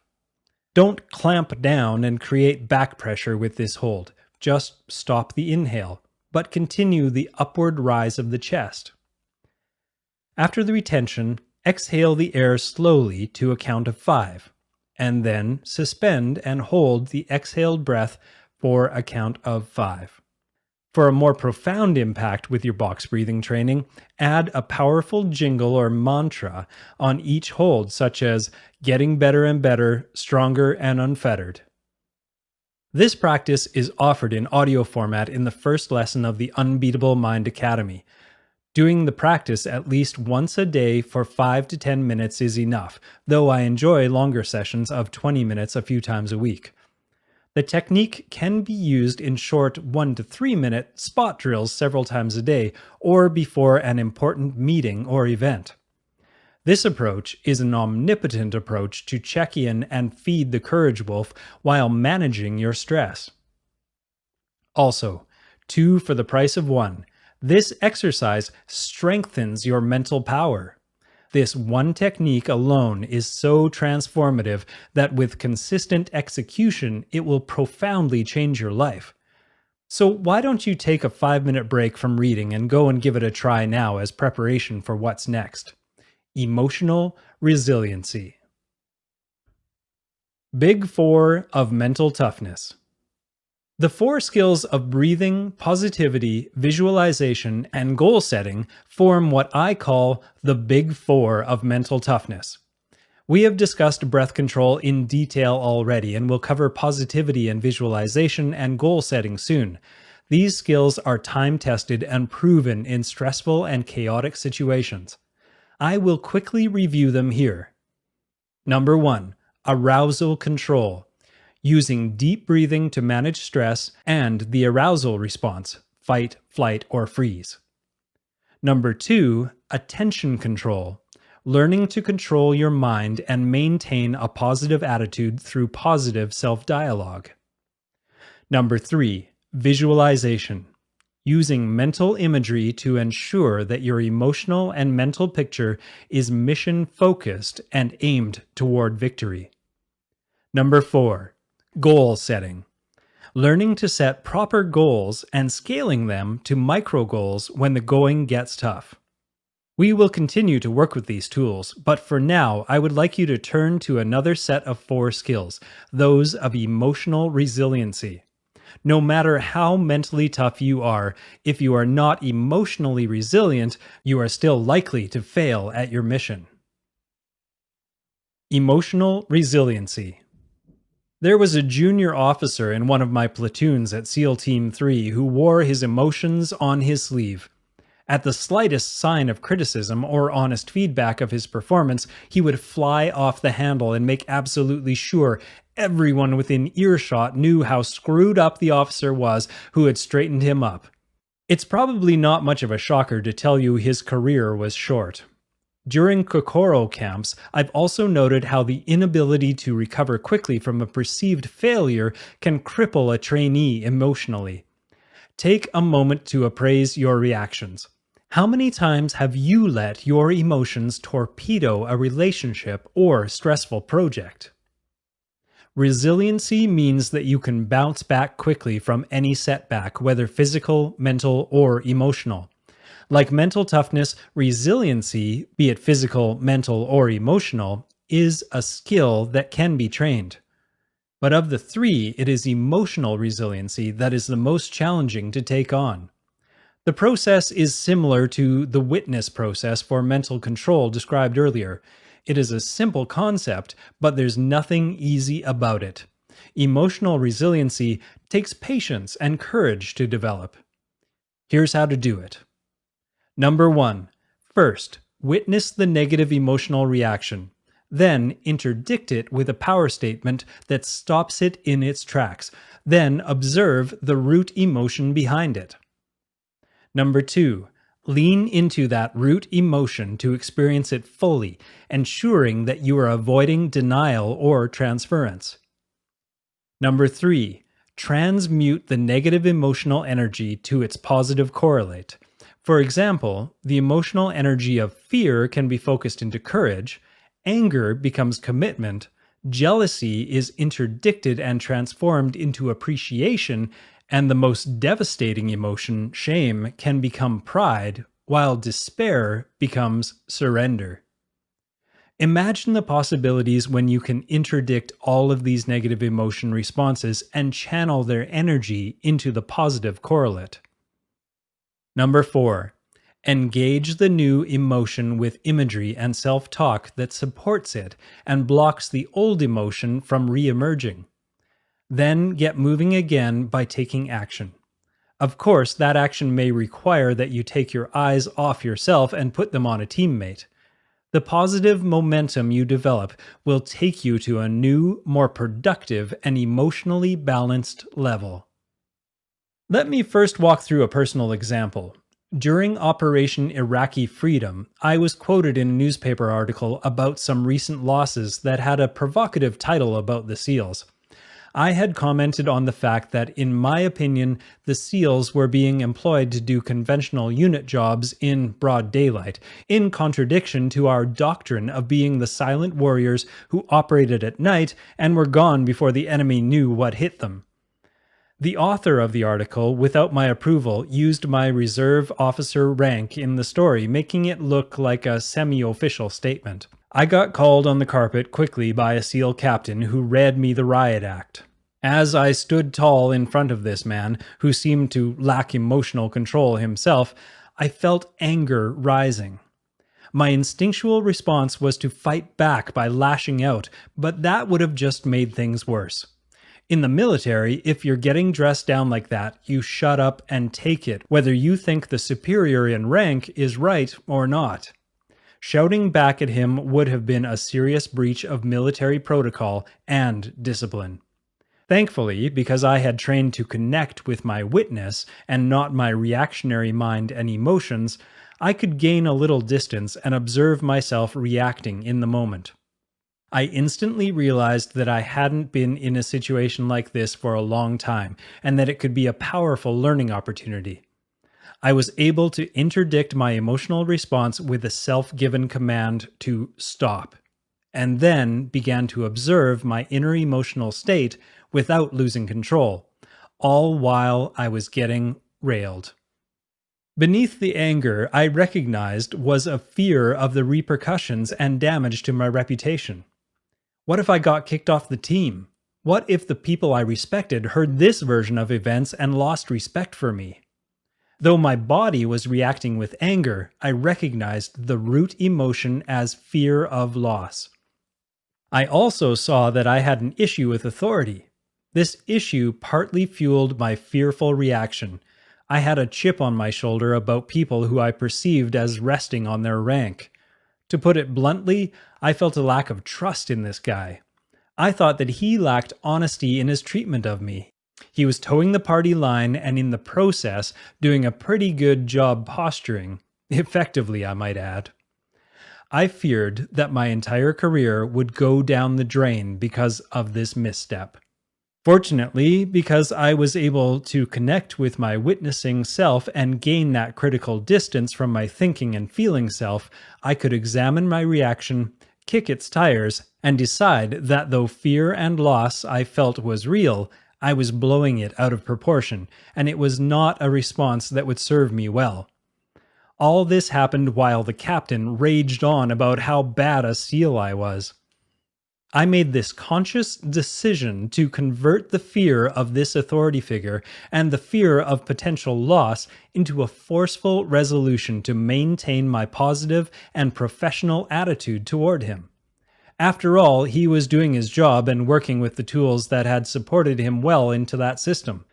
I began to envision myself as a well-respected officer, admired for not being afraid to speak his mind and for doing the right thing regardless of the consequences.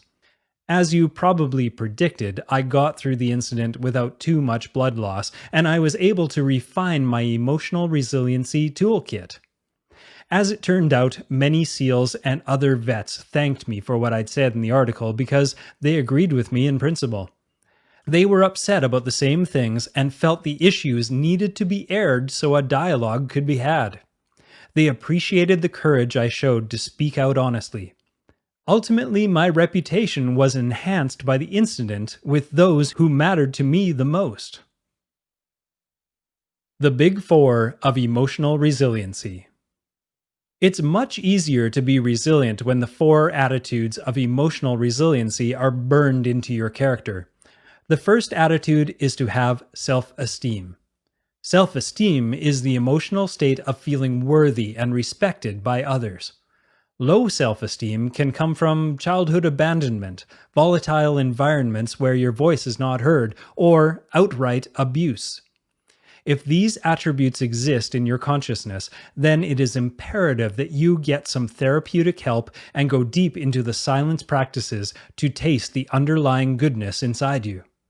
Second, resiliency is assured if you have the attitude of being oriented towards others versus just yourself. In other words, if you are service-oriented, then you tend to be more emotionally resilient. Viktor Frankl describes this effect in his book Man's Searching for Meaning, which chronicles the experiences in a Nazi concentration camp. Viktor survived by finding meaning through tending to others' needs over his own, and then teaching the power of this simple truth. The third attitude is to retain a positive mindset and optimistic outlook, which we've already discussed at length. It should be no surprise that a positive, optimistic attitude impacts one's emotional resiliency. When you are positive and optimistic, you're naturally inclined to look for solutions because you believe a better future is possible. Your conscious and subconscious mind are working together to spot opportunities. This enhances your resiliency and therefore your mental toughness because you understand that every rainy day is followed by sunshine. You know things will get better, so obstacles and setbacks don't bring you down the way they do someone who is negative and believes all is lost. You're able to bounce back and persevere. Finally, resiliency is ensured when you have an attitude of self-control. This is necessarily informed by a robust certainty of your why. Your why is closely related to both your purpose and your one thing. Imagine your purpose as the force behind your life. It is your foundational reason for being on this earth in this incarnation of yourself. My purpose is to master myself so I can serve humanity as a warrior, leader, and teacher. Then, your one thing is the major driving initiate that moves the dial towards your purpose in your near future, 6 months to 2 years out. Your one thing will clearly change over time, but it is always connected to your purpose. At one time, my one thing was to earn the Trident and become a Navy SEAL. I pushed myself to the brink to earn my Trident every day, becoming honor man of my training class and ultimately a respected officer. Why? So I could fulfill my purpose as a warrior leader, effectively serving my team so that we would become victorious in every mission, which fed into serving my country in dangerous times and places. Then, in the teams, it shifted to becoming the best special operations officer I could be. Later on, it became to train and inspire a new generation of warriors from the ranks of military and civilians alike. The point is that your why is like your inner core of the sun, a fusion reactor that keeps you going day in and day out as you pursue your one thing toward your purpose. Sometimes in a crisis, we have to narrow our focus, momentarily set aside our commitment to the broader purpose, and find a new way to survive, a new one thing to motivate us to get to the other side. When climber Aaron Ralston, profiled in the movie 127 Hours, found himself alone in the desert, literally stuck between a rock and a hard place, to survive, he figured out a way to break his arm and use a dull blade of a multi-tool to complete the amputation. His one thing during that intense period was to see his unborn daughter. This was a powerful enough why that propelled him to do something most of us could not imagine doing. His action was successful, and he did survive, get to know his daughter, and has since gone on to fulfill a higher purpose as an inspirational speaker. The lesson is that to be emotionally resilient and a survivor, it is crucial to know your motivation. What is your why? What are you willing to do to make sure it comes to fruition? Then, back that emotion up with self esteem, a positive attitude, optimism that you will succeed, and focus on the others in your team, even if you haven't met them yet.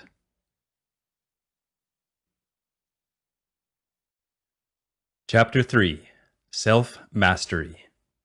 The outer conditions of a person's life will always be found to reflect their inner beliefs. James Allen. Prior to the SEALs, my career as a fledgling accountant at Coopers & Lybrand was driven in short term by my goals of earning my MBA and CPA, showing a need for significance, and by my long-term goals of financial independence, displaying my need for certainty. I was cruising along toward these common goals, but didn't find the work very interesting or rewarding. Those 6 letters, MBA, CPA, became my focus, and I wasn't going to quit no matter what. My family and friends would say that my future looked bright. I was making great money in a prestigious job, and I had a career path shimmering out in front of me. Shimmering for others, not me. As my Zen training began to reveal my true self to me, a feeling of misery, born from being in a place I was not meant to be, grew in intensity. The Zen and warrior training ground my outer shell down enough that it allowed my inner voice to be heard, which was telling me, "Mark, you are out of alignment with your purpose. Your passion is to be a leader, a warrior, and to find a grand adventure. Your principles are being compromised by chasing money, and your purpose is bigger than just being in a business for the sake of a career." The greater the depth of my perceptions, the more disdain I began to feel for the greed and backstabbing behavior I was observing in the office. And I was a full participant in the charade. A collision of my worlds disoriented me. On one hand, the message from the home front was that I was kicking ass in a professional business career. The Devines were a business family, period. Yet, on the other hand, I felt that something was disturbingly wrong. All my external indicators were green. I was getting all the right social feedback that I was on track and doing well, but I just had this brooding sensation that I was steaming away in the wrong direction. After one of our Zen trainings, Kaicho Nakamura gave a lecture titled "One Day, One Life." He explained that a warrior experiences a lifetime in a single day. You see, the warrior doesn't take anything for granted. He or she lives on the razor's edge of an experience as if each day were potentially the last. Each moment is lived as if one's hair is on fire, with a fullness and purpose. He or she avoids getting caught up in the dramas of life, preferring to avoid regrets and desires by keeping things simple and practical. In order to experience one life in one day, the warrior trains his body, mind, and spirit to be at the ready. I was moved by the lecture. For weeks, I thought intently about the lecture and why this message resonated with me. It drove me to ask vital questions. What would I be like if life had an all-encompassing purpose beyond just making a bunch of money and ascending the steps of a conventional career? How motivating would it be to wake up every day with that hair-on-fire passion to fulfill a deeply charged purpose? This awakening allowed me to finally let go of the culturally sustained archetype about work, the corporate ladder, and what defines success, and to accept a whole new philosophy of life. To this day, I continue to train daily to uphold the standard set by Kaicho Nakamura's "One Day, One Life" speech. The discipline this concept represents is called self-mastery. It is developed by traveling the 5 mountains. The 5 mountains. Depending on your level of development and awareness, you will have different definitions of success. To me, success isn't about gaining control over your environment or dominating externals like making a lot of money or moving up the ranks in your career. I believe that success in life is internal and comes from developing mastery over yourself and using this mastery so you can serve others in the fulfillment of your purpose. When this path is pursued, an abundant peace of mind is cultivated due to the non-attachment to the material things of life. Because you're in alignment with your purpose and your one thing, you can always answer the question, why? Your sense of being settled and balanced is very strong. All your actions and decisions, the quality of your relationships, all flow from this more evolved state of clarity and calm. Attaining certain milestones of business revenue drivers are more of a byproduct of true success. They will happen, but we don't focus on these goals. When I finally found the courage to step out of the corporate game to join the SEALs, I learned that the SEALs embodied a similar approach to life as what I'd learned through practicing karate, albeit it was expressed through their unique cultural lens. Both Sado and the SEAL culture say that to actualize potential, we must train ourselves in a whole person, balanced manner.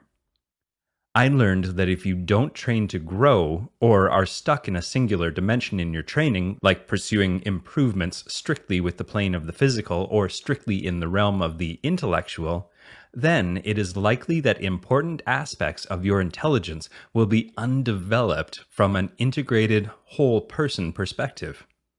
That means you won't be operating at your full potential. You won't be living the one day, one lifetime maxim and will miss invaluable opportunities to serve others, meet your mission, or fulfill your purpose. The discipline of the warrior is to train for full spectrum integration, ready to respond to any challenge with a virtuosity born of a clear heart and mind. In my experience, there are 5 primary domains of intelligence that must be developed for warrior-like focus and genuine success in life, in the way that I have defined success previously.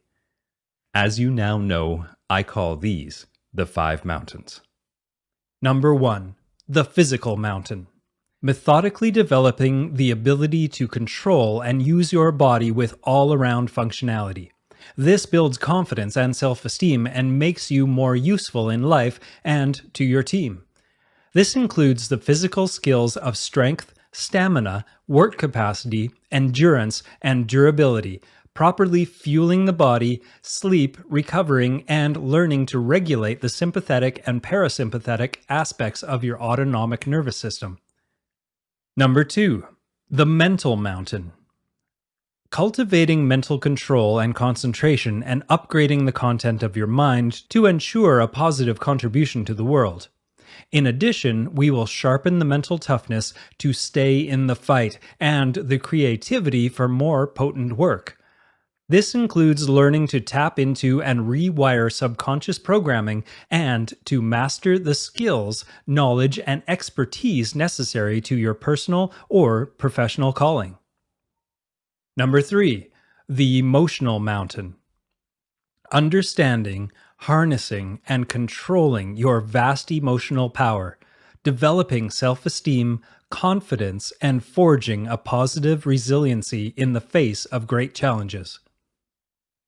Number 4. The intuition mountain. Becoming an aware and intuitive leader by learning to look within and develop your sixth sense, to listen to your belly and get sheepdog strong. We'll talk more about what it means to be sheepdog strong in Chapter 7. And number 5. The Kokoro Mountain. The word Kokoro has Japanese origins and means to merge one's heart and mind into action.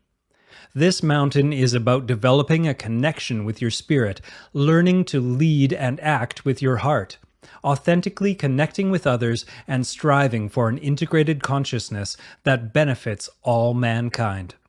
Kokoro can also be described as positive willpower and non-quitting spirit, and is associated with your spiritual development. The physical mountain is covered in detail in my book, 8 Weeks to Seal Fit, so it is beyond the scope of this work, which focuses on the other 4 mountains. The key concept I want to leave you with is to look at training your whole person in an integrated manner from now on. This will set you on the path to mastering yourself at all levels and accelerate you towards plateaus of consciousness where you will experience life at its fullest. The disciplines of the warrior. No maritime journey of importance is ever achieved without the disciplined shipbuilding and disciplined captain, crew, and navigation system. As you set out to tackle your 5 mountains, you will need disciplines with this magnitude of value to guide your journey. To use a different metaphor, disciplines are like the railroad tracks for your life. They keep you on track while directing the way forward. The word discipline should be defined before we go further. Common definitions include: Number 1. Training to ensure proper behavior, the practice or methods of teaching and learning behavior patterns. Number 2. Order and control, a controlled orderly state as in a classroom setting or a military unit. Number 3. Calm, controlled behavior, the ability to behave in a controlled and calm way even during a difficult or stressful situation. Number 4. Conscious control over lifestyle, mental self-control used in directing or changing behavior, learning how to execute a new task or idea, or training for an event. The first definition, training to ensure proper behavior, is closest to my meaning here. To be disciplined is literally to be a disciple to something larger than you. In this context, you must be a disciple to mastering yourself and your 5 mountains. The first discipline of self-mastery is simplicity. Simplicity. When I was in the corporate world navigating the political and social scene, life seemed complicated. A cacophony of discordant and emotionally charged egos and ambitions colliding with one another. I note that many people gravitate towards this complex because it makes them feel important and distracts them from more genuine pursuits and responsibilities. In this zone of distraction, there's no time or need to focus on the more difficult work of improving themselves or serving others. When I jettisoned that world and landed in SEAL teams, life suddenly got very simple. My mission was clear: hunt and kill the bad guys and protect the life we had back home. Personal possessions often got in the way. In this new light of simplicity, they were discarded. Communications between teammates were kept Spartan and authentic. Lives were on the line. The BS of social politics was eradicated. My life collapsed into training and conducting missions around the world. The straightforward life of the warrior was liberating. I try to live by that same standard to this day. Let's break this down to the practical level. In the context of everyday choices, simplicity can mean being content with your present situation. I'm suggesting that you conduct an overhaul of your definition of contentment. You can have a peace of mind that everything's good the way it is, that you are who you are and where you're at for a reason, and still have the desire for a better future. It's when we become weighed down with dissatisfaction and negative emotion that we tend to complicate things. It doesn't help to beat yourself up if you're unhappy with the current state of affairs. Obsessing about what you don't have accomplishes nothing. Besides, it's distracting.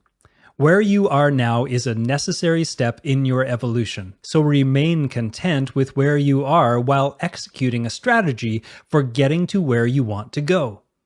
This will immediately simplify your life. An embrace of simplicity offers another potent and liberating opportunity. It allows you to reduce the number of commitments, material possessions, and unsupportive relationships we burden ourselves with. These tend to clutter the mind and weigh you down. Lightening the load lightens the spirit as well. This principle extends to moderation in speech, food, drink, and other habits. Too much of a good thing turns into a bad thing. The Greeks understood this discipline. One of two statements inscribed on the Temple of Apollo in Delphi is everything in moderation. Sometimes I allow things to clutter up in some areas of my life, my closet, office, and car trunk to be specific. Maybe you do the same thing in other areas. I've found that a periodic decluttering of these spaces is an excellent way to experience simplicity and contentment. Begin with your most cluttered space. Clean it, and then clean it quarterly. Decluttering will help you avoid accumulating unnecessary possessions and commitments. You keep things simple. Always be asking yourself these two questions. Number 1, do I really need this now? Can I do without it? Number 2, what can I get rid of or let go of now? This simplicity practice leads to less attachment to material things. Detachment is a powerful attitude closely related to contentment. It is extremely liberating to know that though you can't take your possessions with you, but you can die trying. Dedication. The next discipline is dedication. If you are committed to self-mastery, then you must be dedicated to your training. After I endured 2 years of continuous training to become a Navy SEAL, I was somewhat surprised to learn that my number one focus as team guy was to train more and harder. It never ended, and it has transformed my life in several ways. First, training was not optional. Rather, it was as essential as eating and sleeping. Second, training was too critical for it to be random or haphazard. Most people have a random approach to physical training and wonder why they don't get very far. Random training would be a disaster for an elite team as it is for individuals. Training must be planned and purposeful and approached with a crawl, walk, run methodology. Dedication is required to show up and put out every day. One of many unreal experiences from my SEAL days stands out to me when I think about the dedication it takes to master any skill. It was my first pre-dawn free-fall jump in the thick blackness of a moonless night, and the uproar of the chopper's rotor blades seared the sky's stillness. As I flew off the ramp into the darkness, the wind buffeted me like a rag doll for a few minutes, and then I felt my body accelerating away from the bird. I arched my back and leveled out, shooting to 120 miles per hour. I took a look at the horizon and saw a streak of sunlight penetrating the night. I also saw my SEAL instructor, Mike Liu, watching me closely as he swooped in nearly parallel to my position. I did a 360-degree turn and then looked over at Liu for his next set of instructions. If I hadn't been hurtling through the air at 120 miles per hour, you could have seen my jaw drop. Liu was standing feet to earth, dropping like a bullet, smiling calmly at me. Then he flicked his fingers and did a 360-degree flip, landing feet to earth again. Liu tapped his altimeter, causing me to look at mine. 4,000 feet above ground level. Time to pull. Looking at my ripcord, I reached and pulled forcefully, deploying my parachute. It waffled up and caught air with a pop. I drifted to a safe landing. The moment was indelibly burned in my brain as a display of total control of body and mind. I had witnessed mastery, and of course, Mike was just doing his job. His control over the air was astounding, but it hadn't come naturally. Mike had mastered his emotions and physical reactions, as well as skills specific to high-altitude jumps, during his training through more than 2,000 free falls. A note of caution. Dedication must be offset with humor and reality checks. Be serious and dedicated to your training, but counterbalance it with humor and let real life flow. I often see those who embark on a path of dedication immerse themselves in seriousness, as if being serious would move them along faster. It won't, trust me. Having a sense of humor and balance is more effective for the long haul and more fun. Based on what you've seen in pop culture and the movies, you may expect that Kaicho Nakamura and my SEAL brothers were a stern lot. Nothing is further from the truth. Though they are dedicated and intensely serious about mastery, they are also hilarious and lighthearted. I have no doubt that Mike Liu was laughing inside as he stood in the air while plummeting like a meteorite, nodding to me as if he were hanging on a street corner. Try not to take yourself too seriously, and keep in mind that the journey is more important than the destination, so you should relax and enjoy the walk. Authenticity. The third discipline to explore is authenticity. Your authenticity as a leader will evolve naturally as you focus on self-mastery, but it is also important to discipline it into your being. As discussed already, living authentically begins with connecting at a heart level and discovering what drives you, your 3 Ps and your one thing, so you can serve others in alignment with your internal compass. And developing mental control allows you to direct your thoughts towards positive, powerful intentions for integrating your higher values into every aspect of your life. It is in this mind, body, and spirit alignment, this total integration of the self, that heart-mind connection is cultivated and your character radiates greater authenticity. I probably don't need to stress how challenging this is in our busy lives, which are built on an economic model that separates and pits us against each other in subtle ways. However, the quality of your relationships going forward will largely be defined by the level of authenticity you bring to them.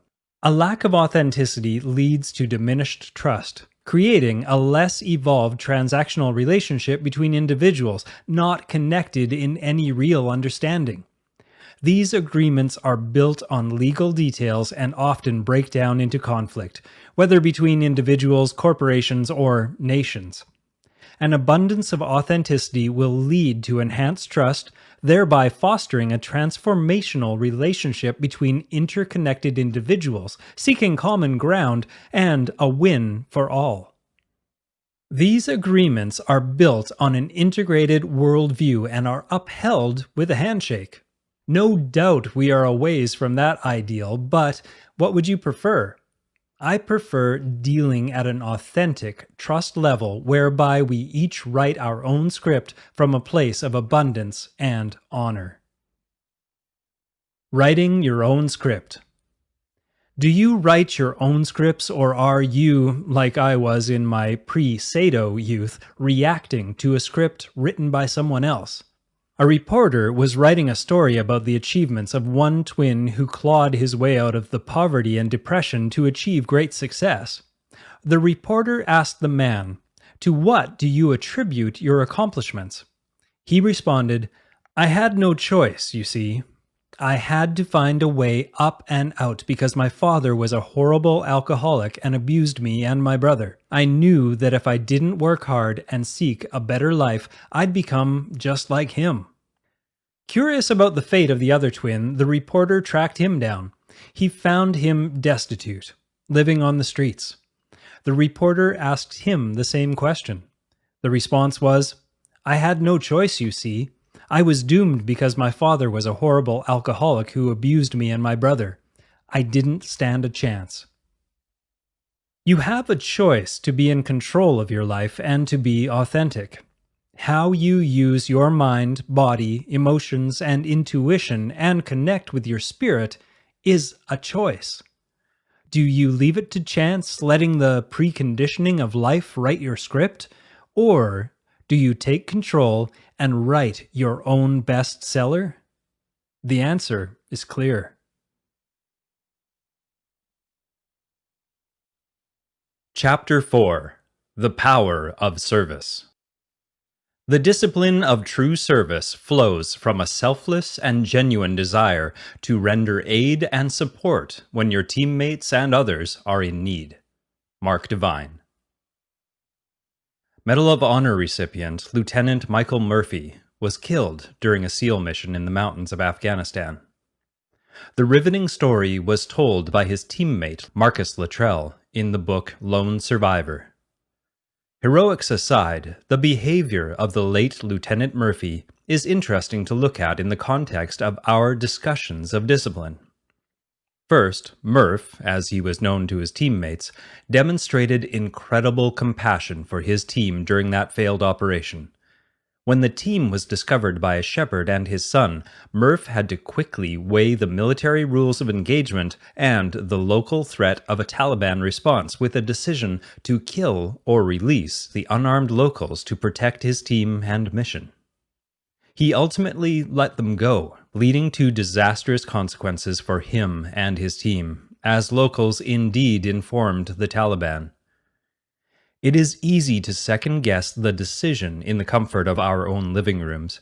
Many special operators believe he made the wrong decision. However, the fact that his world-centric level of consciousness led him to act out of compassion, not violence, is what I find intriguing. What's certain is that he died a hero and with a clear heart. Another big lesson we can learn from Lieutenant Murphy, though, is how he served his teammates. After being overrun by hundreds of Taliban, Murph and the team fought like lions. But the situation was grim, so he tried to call in help. Unfortunately, the radio did not work in the mountainous terrain, so he resorted to a satellite phone. To get an uplink to the satellite, he exposed himself to the enemy fire, knowing full well that he would not survive. According to Luttrell, there was no hesitation in Murphy's decision to make this sacrifice, no second thoughts about self-preservation. Murph just stepped into the open to call for backup, and that was the end.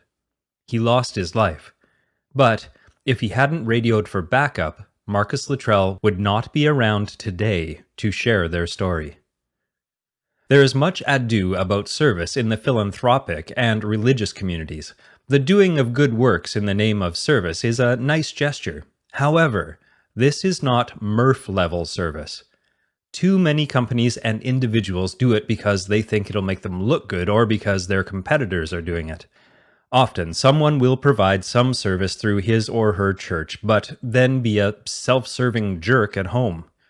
Service has taken on the role of an obligation to check the do-good, feel-good box. The type of service that Murph modeled involved serving your team, family, before yourself at all times. This is a discipline that requires 3 supporting attitudes: compassion, generosity, and abundance. Compassion. Compassion evolves from self-respect and being able to assume the perspective of others. In them, you see yourself, with all the glory and suffering of the human race present in some manner. Self-respect is cultivated then by forging oneself and letting go of judgment and regrets. When you have cleared judgment and regret, you can then turn your eyes towards others with respect and compassion. In our society, compassion has often been viewed as a weakness in men, though this tendency is slowly changing. Warrior traditions have treated compassion as a strength that extends even to the enemy, as Lieutenant Murphy displayed through his actions on the mountaintop in Afghanistan.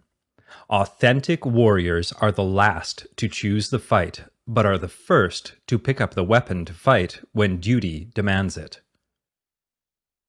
Abundance. Abundance is a positive expression of a highly evolved consciousness that recognizes there is plenty to go around in this world. It is the exact opposite of the mentality of scarcity. Often, it is the bite-sized things that betray a scarcity mentality. I almost lost a finger at a barbecue by a scarcity guy who had lost his mind transfixed on a juicy T-bone that I was about to fork from the grill. His knife came down hard between my middle and ring finger as he exclaimed, "Mine!" Ouch. That tidbit of behavior was a snapshot demonstration of the scarcity mentality, an obsessive mentality saturating this individual's every action and relationship. You can also consider the somewhat recent trend of doomsday preppers, who view the world's rapid rate of change as a signal that things are about to collapse and get ugly. Now, you already know that I believe being prepared in mind, body, and spirit is a good thing, as is learning to be aware of warning signs so that we can proactively attack a challenge instead of waiting for a crisis to come to the doorstep. But what I'm advocating here is that you accomplish these objectives and continue to practice an abundance attitude. Someone with an unbeatable mind looks at how quickly things are changing and makes a radical shift from "the world's coming to an end" to "wow, it's going to be an incredibly exciting future. How can I upgrade my personal and team systems to keep in place with the opportunities on the horizon?" When you have an abundance mindset, you see that there is more out there for everyone, including yourself. Seeing the world in this light makes a service orientation a no-brainer because you are no longer concerned by the perception that you must grab what's yours or seizing resources at the expense of others. This mentality is hard to find today, but it's a powerful change agent for your growth. If you are concerned about the future of the planet and its dwindling resources and have trouble being optimistic about it, I recommend Peter Diamandis' book, aptly titled Abundance. In it, he paints a picture of our future based on paradigm-shifting breakthroughs in technology and thinking that, with a global shift in consciousness, will transform the Earth and solve interactable environmental and social challenges created by technology and human arrogance to begin with. Generosity. If an abundance attitude reflects your view of how the world is and how it works, then generosity is an abundance mindset funneled into your behavior with others, a transaction related to your time, talents, energy, and resources. The universal law of generosity states that the more you share, the more plenty you have in life. When you truly believe that there's enough to go around, regardless of the situation, then the world stops being a zero-sum game. Generosity of time, unique talent, support, and love allows positive energy to flow from you like a river, forever being replenished by the wellspring of universal energy. But generosity transcends mindset. It flows from your heart with a genuine desire for others to have what you have, to experience the same abundance in the world that you experience. You don't seek to gain at the expense of others. Generosity can be developed through awareness of your daily impulses towards scarcity, and then actively redirecting those thoughts with everyday basics. Do you tip 20%? Do you smile at people you walk by? Do you grab the biggest steak off the grill, insert anything you desire that someone else may lay claim to, or allow someone else to have it? Do you help someone without being asked? What would you do for your family or teammates in a time of need? The Golden Rule describes an attitude of generosity, a version of which exists in every spiritual tradition. Do unto others as you would have them do unto you, is the Christian version. The interesting aspect of this rule is that the return is greater than the giving. Although it may come back at a later time or from another source, or in a different manner than in which it was given, it will come back to you in greater measure. On the other hand, if you're a stingy hoarder with your money, time, or energy, you will dry up like Ebenezer Scrooge. Your energy will burn out as you become more brittle and inflexible in thought and body. Unbeatable mind training requires personal discipline for training and practice, as well as cultivating the interpersonal disciplines of character described previously. Together, they form the basis of the meta-disciplines of self-mastery and service. These disciplines also develop the foundation for an ethical stand, which will pave the way for growth towards higher stages of consciousness and a more fulfilling life. Let's now move on to the next chapter and look at how we can go beyond practice and strive for excellence.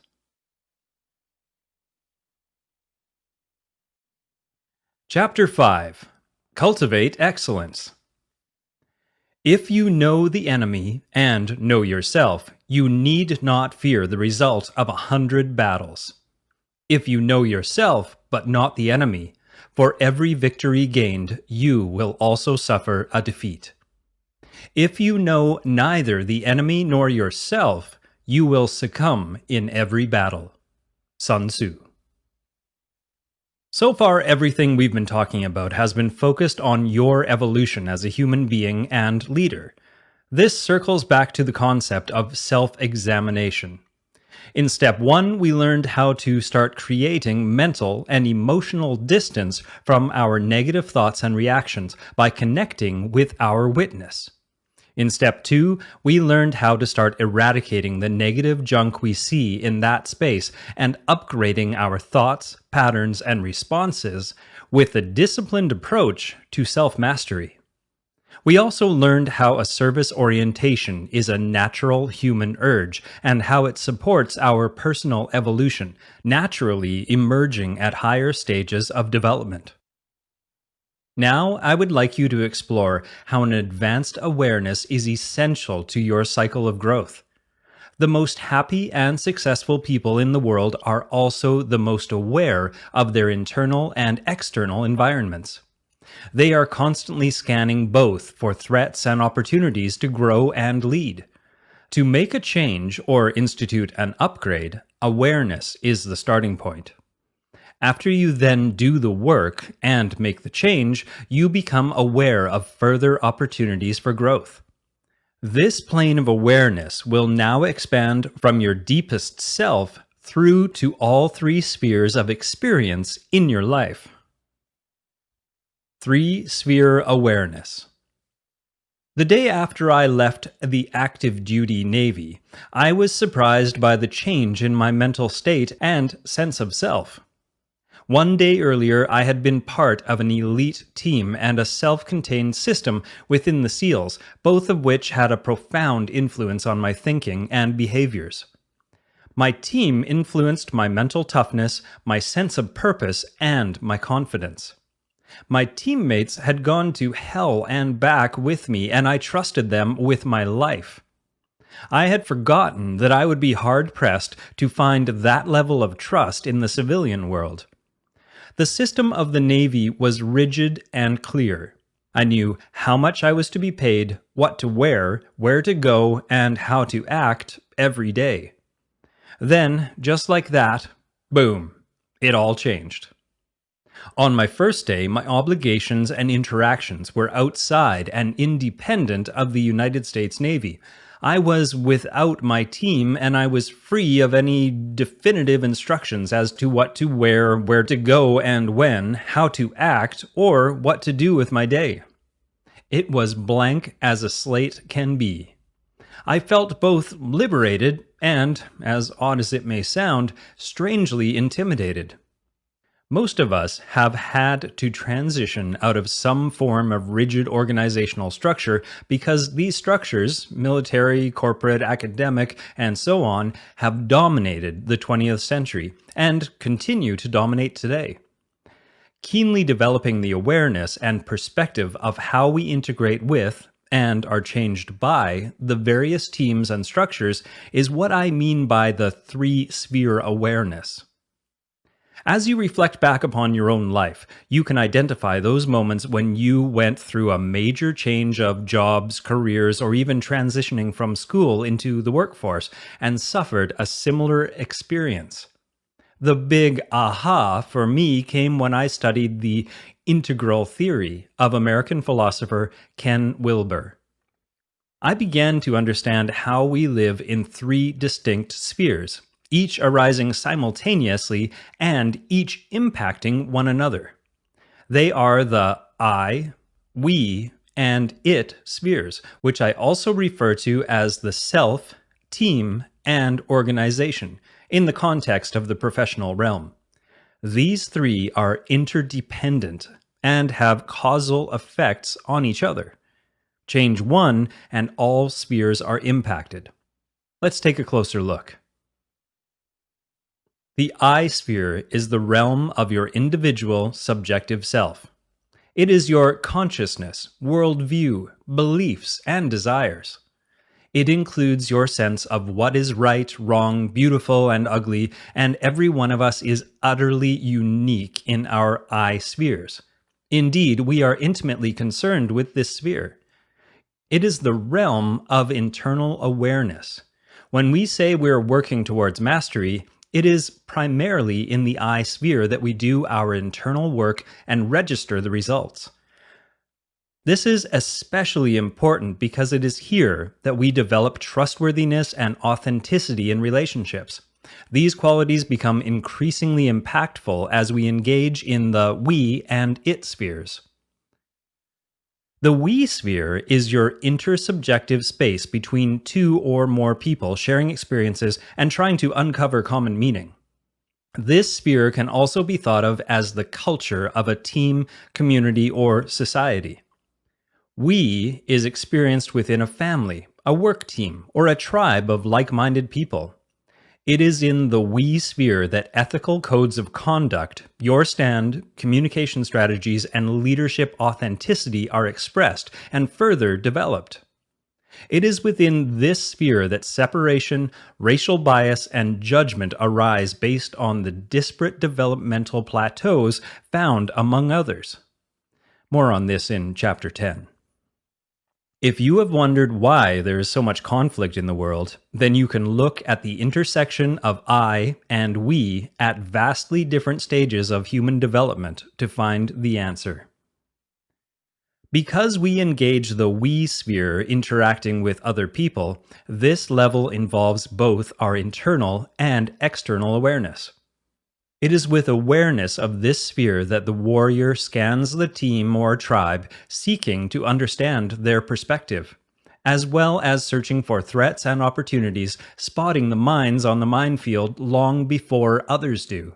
Whether it's an unruly drunk at a restaurant that might accidentally injure you or your family, or an investor who seems interested in your new business venture, awareness in the we sphere helps you respond quickly, effectively, and successfully. But the I and we spheres don't exist in a structureless vacuum of anarchy. Both are influenced and restricted by systems, rules, roles, and behavioral aspects of an organization and its members. These are referred to as the it, or organization sphere. This sphere includes the bureaucratic organization as well as the family system and its behaviors, or the team's org chart and the techno-economic system it's embedded in. As with the other spheres, the it sphere overlays the I and we. For instance, your job as a team leader is to remain aware of your team's actions and needs in the we sphere, even as you remain aware of what you're bringing to the moment in your I sphere and how you are all working within the it sphere structure of your mission and organization. It's about how you flow through these different aspects with heightened awareness throughout your day. You want to be aware of how you are interacting with the spheres in terms of your roles and expectations, your accountability and responsibilities, and even whether the roles of the organization and standard operating procedures of the system at hand are structured properly to serve you and the team. As a leader, you are always poking around and thinking, you know, we could use a system for that, or that system is broken and we need to rebuild it. The internal awareness of the I sphere, the sense of responsibilities to the team in the we sphere, and the external awareness of the systems and structures in place in your business, military unit, academic, or nonprofit it sphere allow you to take rapid and effective action, resolving problems and reflexively responding to opportunities as a leader. The distinction of I, it, and we may seem obvious when you read about it, right? But it is not readily apparent. This is because we are inside the bottle and cannot read the label.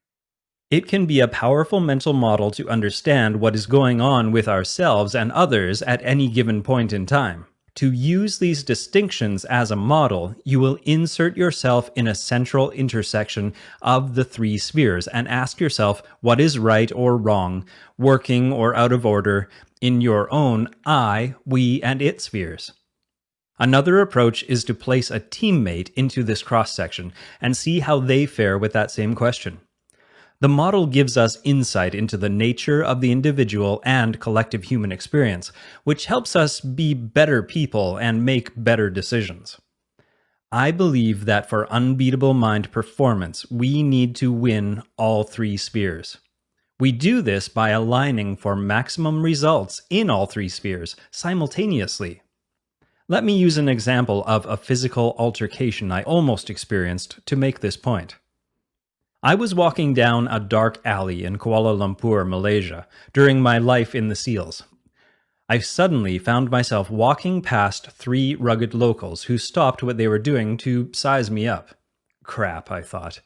What am I doing on this route? It was too late, and the area had a reputation for crime, and I had just become a we.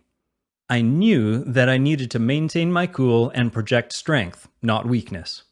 I committed to winning my I sphere by breathing deeply, feeding my courage dog, and envisioning myself as powerful and in control. Then they approached, and one made a move toward me. I sidestepped him, turned, and confronted the others. Big mistake. I have no money, and I'm not afraid to fight you all. And I will win. I said those words while maintaining a calm state of mind and visualizing myself handily defeating them. They simply gave each other a look, turned, and walked in the opposite direction. They had decided that the we moment of an altercation was not worth injury for the individual I selves. Their rough and tough facade dissolved in the background. A moment later, a police officer drove down the alley and gave me a glance that said, "Bad idea, American." Had I engaged in a fight, the we moment of conflict, then the it sphere of the local legal system, as well as the cultural norms and rules of the US Navy, would have collided into my I sphere reality, making my life miserable even though I had not instigated the altercation. The key was that in this episode, I won in all three spheres. These victories resulted from comprehension. I won in my mind, the I won against the criminal cultural possibility of violence and theft, the we, by avoiding being a victim of their capricious act, and I won the system, the it, by not breaking any rules or laws, perceived or real, which would have landed me in the black hole of a Malaysian jail cell. When you can align and win in all three spheres simultaneously, you will come out on top all the time. Let me try another story. You meet a girl through an online dating site and agree to meet her at a bar. Both of you are nervous, and your I spheres are excited about the prospects of the newness of the situation. Your we sphere interaction is going fine, until suddenly a beefy man comes up to the girl and starts giving her a ration of shit. Critical information is deduced in this situation, with rapidly shifting opportunities and threats. Turns out he's a boyfriend she hasn't broken up with yet. Suddenly, your we sphere collides with this new character, and the rules and norms shared between him and soon-to-be ex-girlfriend, causing your I sphere to ratchet up to awareness level orange. We will discuss this in Chapter 7. The guy slaps your date, so you jump on him, and a barroom brawl ensues. The cops show up, and the next thing you know, you are in the back of a patrol car as the it sphere now has its way with you. You reflect that your I sphere is now neither excited about the prospects of the new female relationship, nor fearful of the fight with her thug boyfriend, but wondering how the heck you are going to get out of this mess. How quickly things can change. But what if you had progressed into the whole evening ensuring that you would win all three spheres? For example, what if your internal awareness had led you to come right out and ask your date if she was seeing anyone else? She may or may not have been honest about her not-quite ex-boyfriend, but perhaps her answer would have prompted you both to meet somewhere new, where she would be unlikely to run into another wooer. And let's say you were in the restaurant and your radar was up and running. It's likely your awareness would pick up that a guy, physically betraying early signs of agitation, was checking you and your date out a little too closely. You might even catch him before he headed in your direction. With your external awareness fully operational, a number of options would have been available that would have resulted in going home safely rather than to the police station. You could have pointed him out to her and asked her to go and talk to him, avoiding confrontation, or at least getting you out of the middle of it. You could have suggested leaving immediately for another dinner spot, or you could have chosen to end the date right then. There's another way to think about the three spheres with regards to a situation like this, which we call winning the three fights. My friend Tony Blauer teaches an entire self-defense system based on this principle. The first fight is in your own mind, which is questioning whether you have the skills, the power, or otherwise the ability to enter into this fight and win. Second-guessing yourself and negative self-talk erode performance. So, we need to learn to win in the mind first. The second fight is in the actual altercation itself. Developing fighting skills are important to win the fight, which typically also means that you will avoid it altogether or deflect the energy to diffuse it. This is hard to do if you don't have the technical skills and haven't already won in your mind. The third fight is against the system, as prescribed in the previous scenario. So, despite possessing the mental and physical skills to defend yourself and the girl against this thug, it is plausible that someone calls 911 and the cops haul you in after finding you standing over this guy with bloody fists. Even if you handily took the first and second fight, that third fight is in the loss column. With unbeatable mind awareness, you will be able to diffuse a situation like this. Also, if it's necessary, you'll handle the escalation of force gracefully so that you come out of it as an innocent bystander who tried to help, not another perpetrator getting charged with assault and battery. Your background of obviousness. While with SEAL Team 3, I deployed to the Middle Eastern nation of Bahrain for an extended mission. One day, I was walking on the naval base with a Bahrainian officer when he reached over and grabbed my hand to hold it. It was an awkward moment, made even more so because he had made no move to release it. In fact, he kept holding it while we strolled the base for about 45 minutes. As a 28-year-old straight guy, a Navy SEAL with a strong dosage of testosterone streaming through me, every cell in my body was screaming in discomfort. To say this act required emotional control for me at that stage of my life is an understatement. I understood, though, that this was normal to him, part of his culture, and it was simply my own background belief that made it awkward. Who deemed that holding hands with a man was wrong? In Bahrain, holding hands with another man is a show of friendship and loyalty. Do we expect our norms to be the norms of other cultures? No, they will have their own norms and beliefs that we may not understand. What is obvious to others, we may be completely blind to, and vice versa. We are quick to judge, and for that reason, Jesus admonished us to first take the plank out of your own eye, and then you will see clearly to remove the speck from your brother's eye.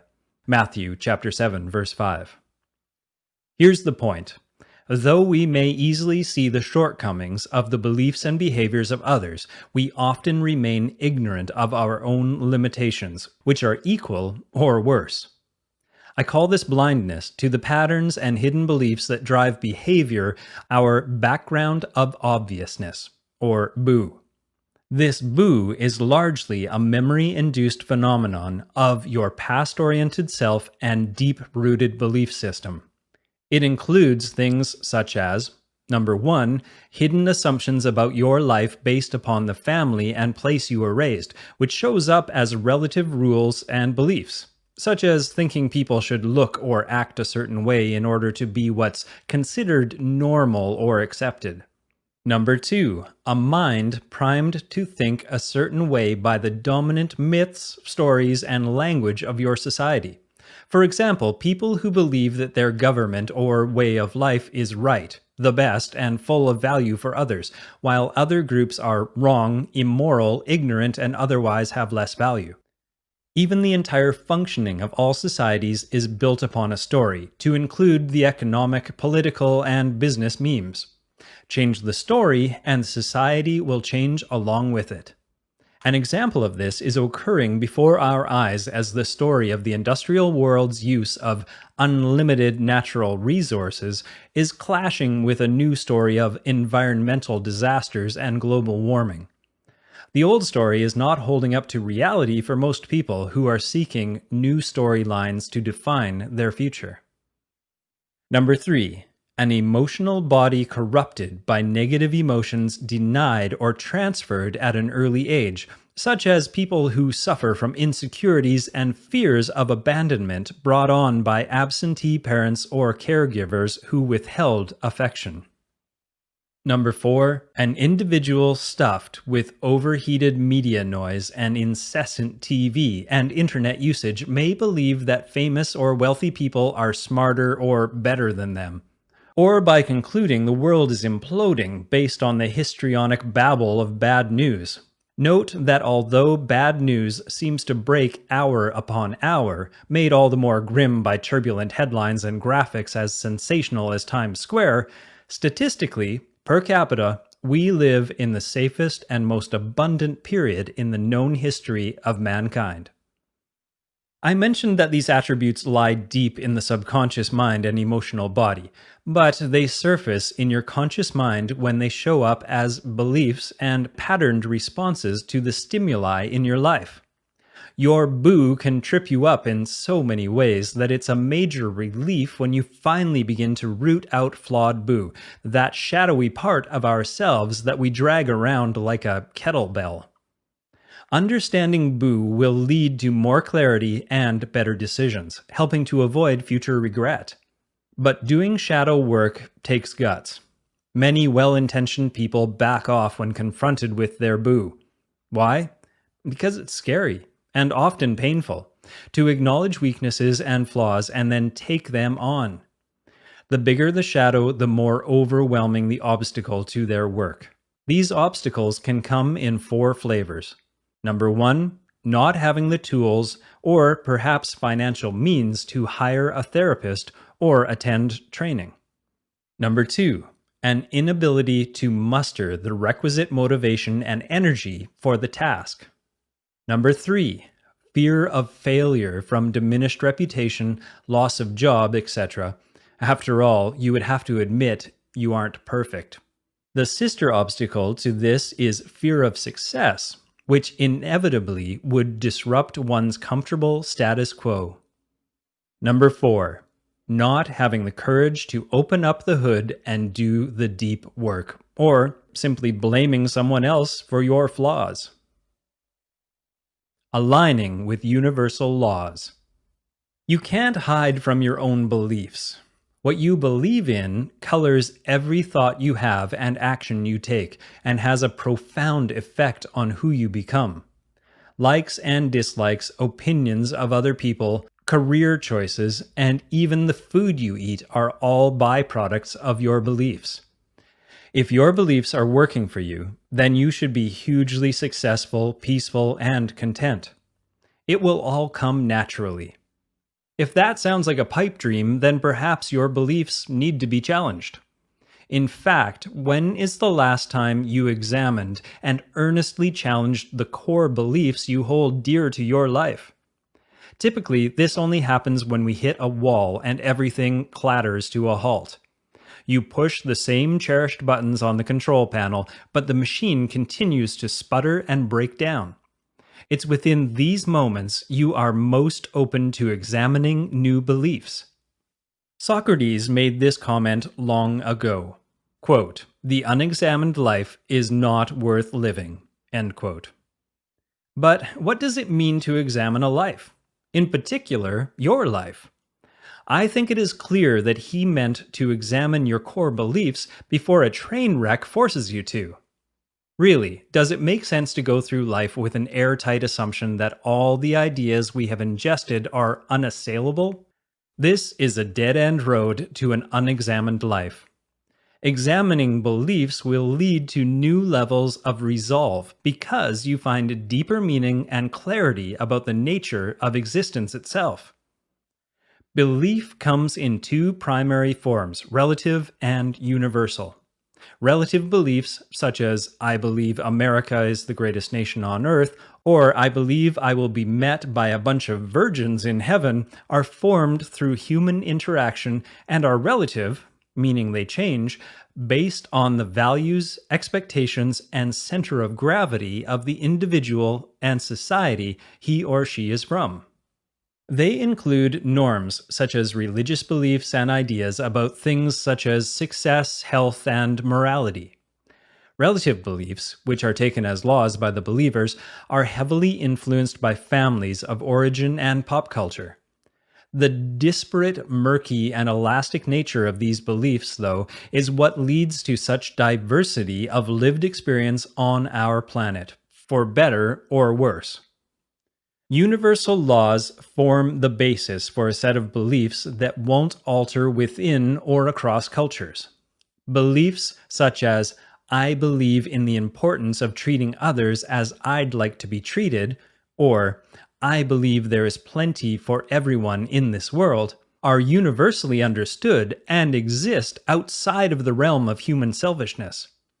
These beliefs are beyond discrimination or judgment of race, class, or creed. What is universally true for me is also universally true for you, regardless of the context in which we were raised.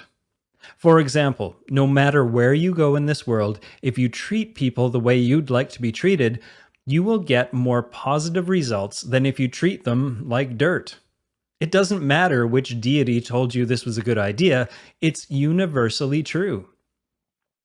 Most people are raised in a culture biased towards scarcity because it's hardwired into modern economic systems. But the moment you choose to check outside of that, everything changes. It is universally true that if you see the world as abundant, that abundance becomes your reality. Philosophers of all ages have noted that goodness comes from aligning with universal laws and internalizing these universal laws into beliefs, while the potential for weakness, even evil, comes from moral relativism. Moral relativism has endless arguments about whether good and evil are part of the human condition, leaving it a choice to move toward one or the other, or whether these aspects of reality exist independent of the human. Our approach at Unbeatable Mind is to assume the role of being your own scientist and test a theory out on yourself. We observe the results, then implement what works, and then discard what doesn't. My personal experience has led me to believe that the world itself doesn't care much about me, but when I align my beliefs and actions with universal law, then my life experience improved dramatically.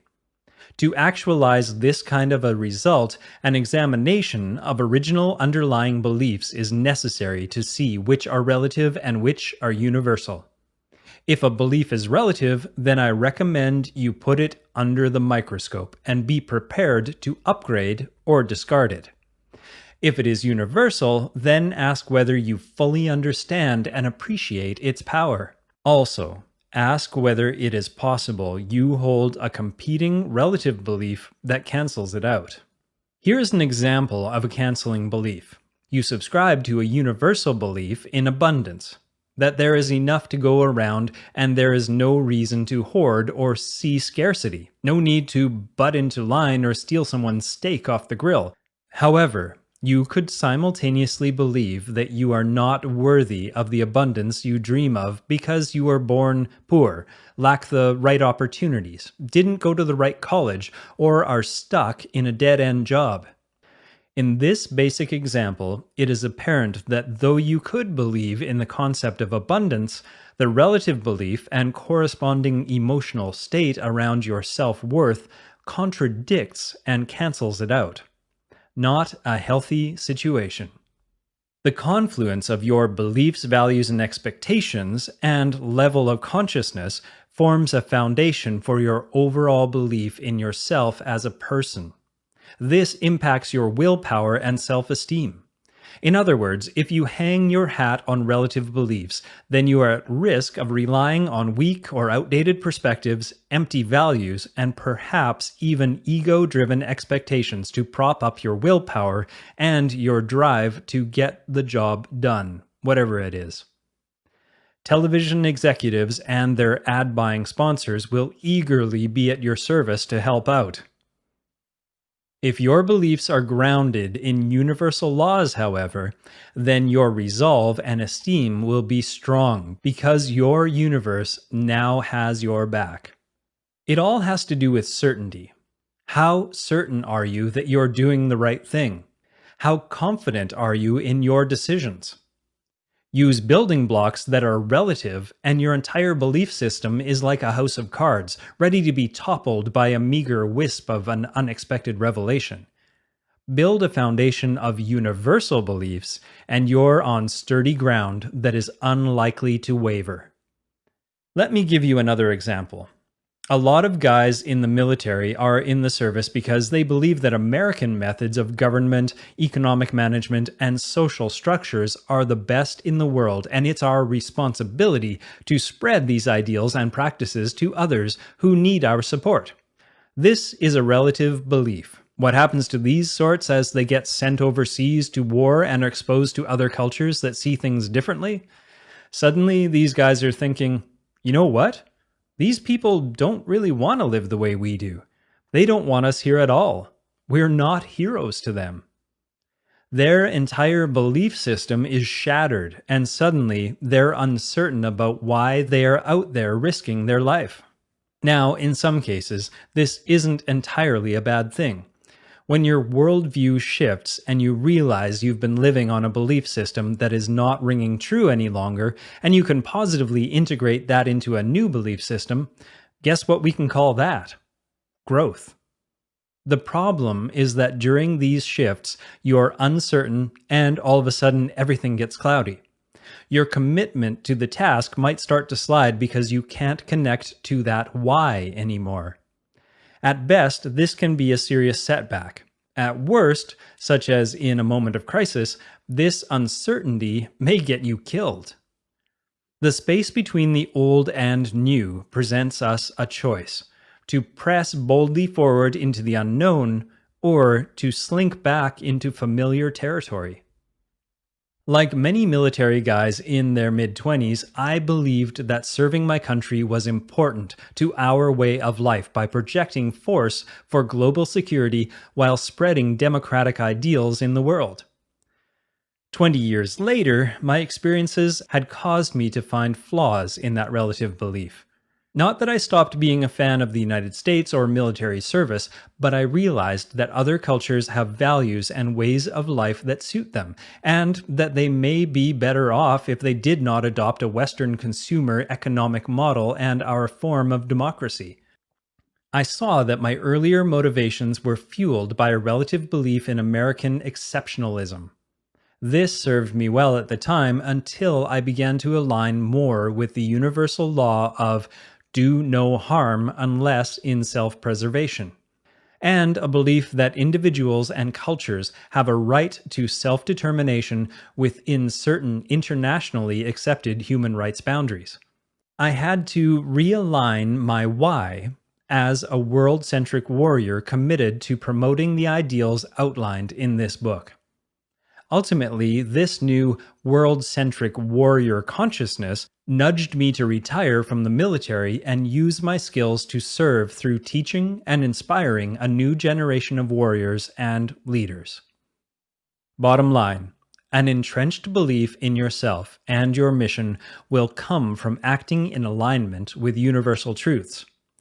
With this approach to living an examined life, you may accelerate your growth towards a multi-dimensional and integrated perspective, leaving absolutism and rigidity behind. Only then will you find uncommon resolve by your side to back you up on worthy pursuits. Here are some universal laws to reflect upon. You will recognize many of these, and you may be able to add others to the list. Number 1. The law of cause and effect. This law states that for every cause there is an effect. It is also known in the East as karma. Study the Bhagavad Gita. Number 2. The law of abundance. This law states that the world has enough for everyone who chooses to see the world as abundant. Study Peter Diamandis's Abundance. Number 3. The law of winning in your mind first before taking the first action. This law says that you will achieve victory each and every time if you first see it, say it, and believe it in your mind. Study Sun Tzu's The Art of War. Number 4. The law of attraction. This law operates somewhat passively on your environment. It says that what you fix your mind on, you will attract into your life. Like attracts like. Study James Allen's As a Man Thinketh. Number 5. The law of receiving. That you receive in proportion to the value you deliver in life. Number 6. The golden rule. Do unto others as you would have them do unto you. Study the New Testament. Number 7. The law of surrender. This law states that instead of pushing against the tide, surrender to it and you will find enlightenment and peace. Study Lao Tzu's Tao Te Ching. Number 8. The law of forgiveness. This law says that if you forgive yourself and others, you will release negativity and find happiness. Study The Life of Nelson Mandela. Number 9. The law of non-attachment. This law directs us to detach from material things, ideas, and ultimately to life itself for lasting contentment. Study the writings of the Dalai Lama. Number 10. The law of non-resistance. This law is similar to non-attachment, but it specifically applies to non-violence. It states that you should never meet force with more force. This response never solves anything, and in most cases, it just makes things worse. Fighting violence with violence should be a last resort and only done in self-defense.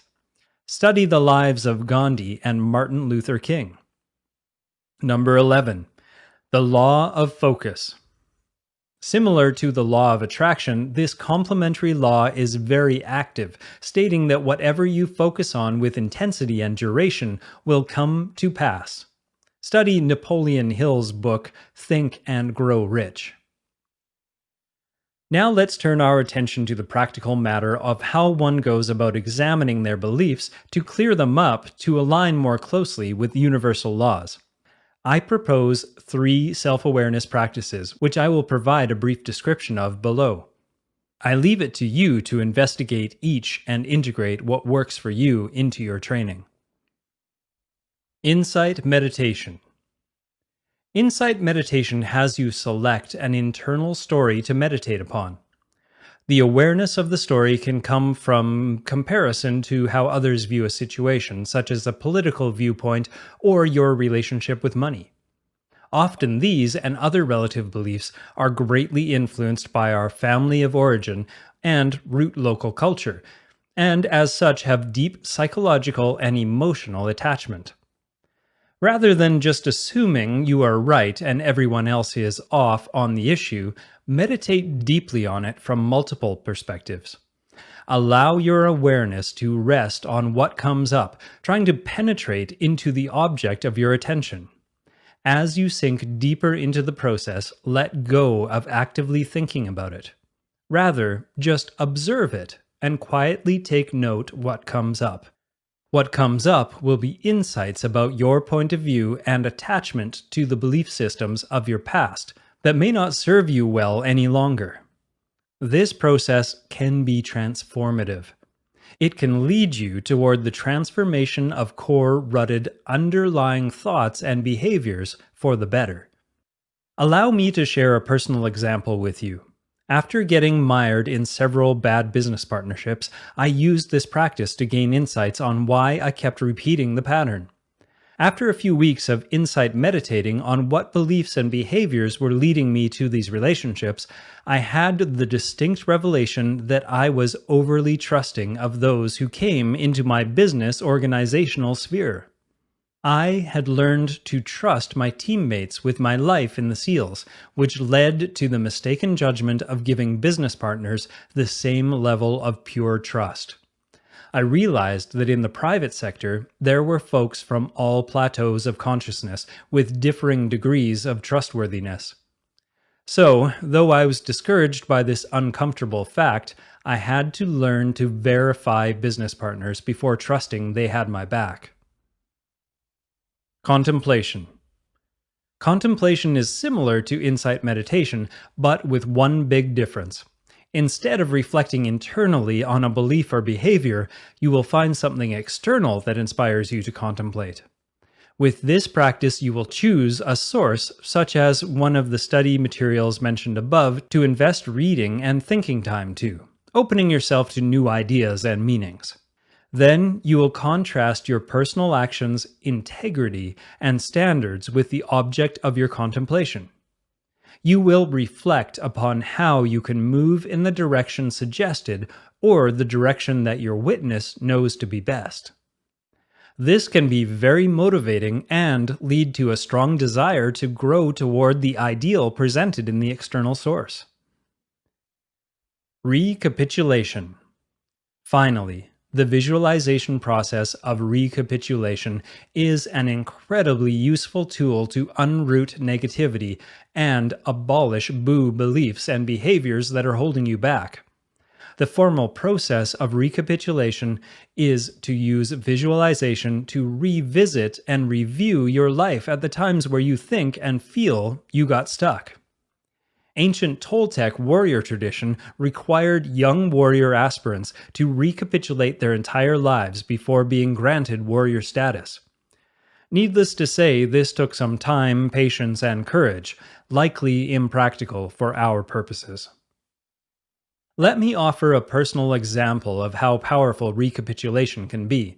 In my early to mid-20s, I had a kind of general anxiety in relationships, both romantic and even at work. It made some professional meetings uncomfortable for me as anxiety caused me to project some of my fears onto others. And for a long time, it affected my ability to connect with women so much that I pretty much screwed up every relationship that held any promise. I would be head over heels for some amazing woman, but after a few weeks, I'd find myself pulling away, or she would get fed up with my utter silence and bail.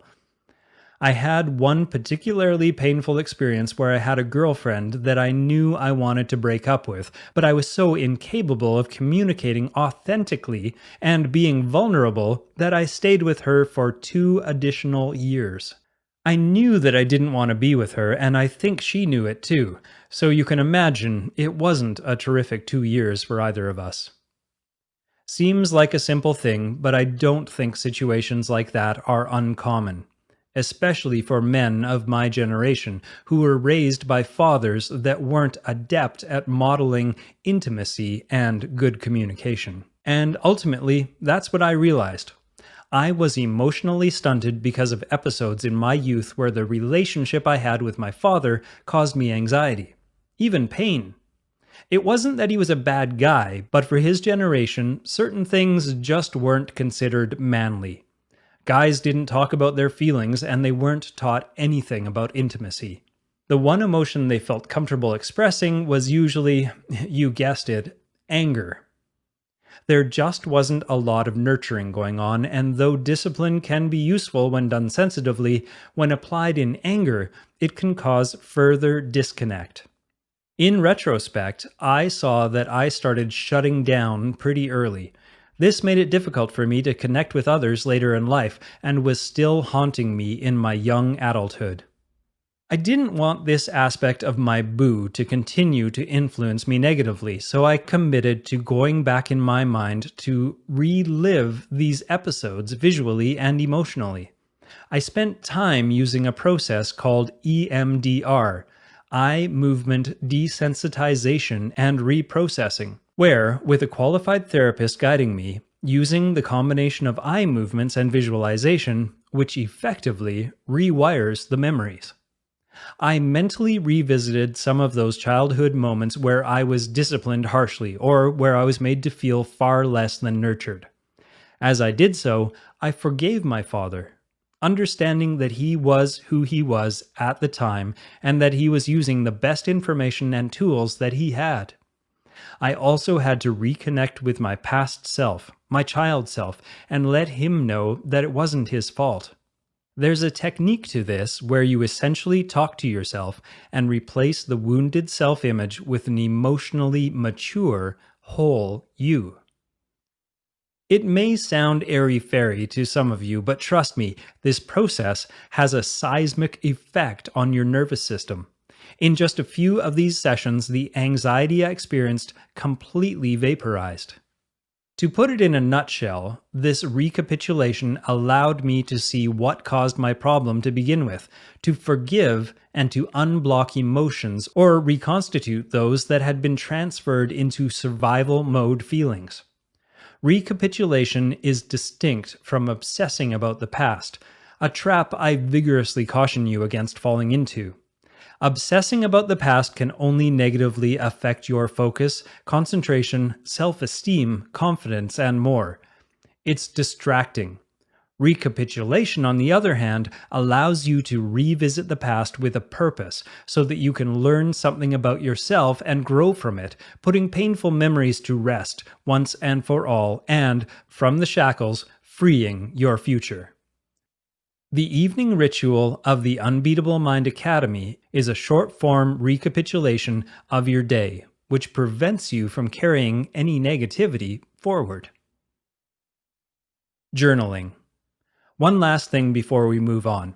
I recommend you take up journaling to record and write your reflections during any of these awareness and mental training sessions. Journaling is an excellent way to sow your insights into the thoughts, ideas, fears, desires, and other things that come up in insight meditation, contemplation, and recapitulation. When you journal, you will observe patterns in your thinking. Further, the work of writing itself is exercise for the brain. In fact, research is telling us that the use of the opposable thumb is directly related to a big chunk of our neocortex's development. So, developing the habit of journaling is a great way to both reflect while sharpening the saw of your mental powers. Chapter 6: Trust and Humility. The ultimate value of life depends upon awareness and the power of contemplation, rather than upon mere survival. Aristotle. Q was a talented and respected enlisted SEAL. He gave the appearance of being fit, skilled, and possessing strong character. To be a SEAL, one has to exhibit unusual character to begin with. However, Q's actions during a single operation proved to me how much character must be ingrained daily and constantly refined. If you let your guard down, you could expose yourself to lapses of judgment and character erosion, as Q did. On one particularly dangerous shipboarding mission, Q held a key position with the team. Halfway through the op, while under the hull of the ship, in the blackness of the underwater night, things began to spin out of control. In a few critical moments when we were transforming from dive status to surface, Q lost focus and struggled to complete his mission-critical task. This triggered a cascading failure to ripple down the diver line, and our rigs plunged to the bottom of the bay.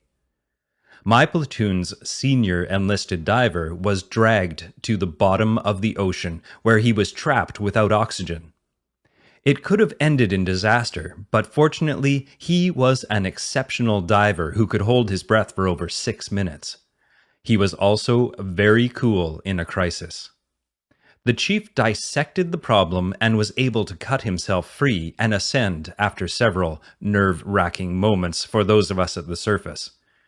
The underwater drama played out beyond our view because the dark rendered the situation imperceptible, but later on, during the mission debrief and in some private conversations with Q, I put together a complete and disturbing picture. What actually led to the breakdown with Q was not the obvious technical screw-up, but a less obvious failure of character. He had begun to use recreational drugs while off duty, rationalizing that what he did on his own time was his own business, and what we didn't know couldn't hurt us. But for elite operators, the job and commitment to the team requires untarnished 100% focus and mental clarity.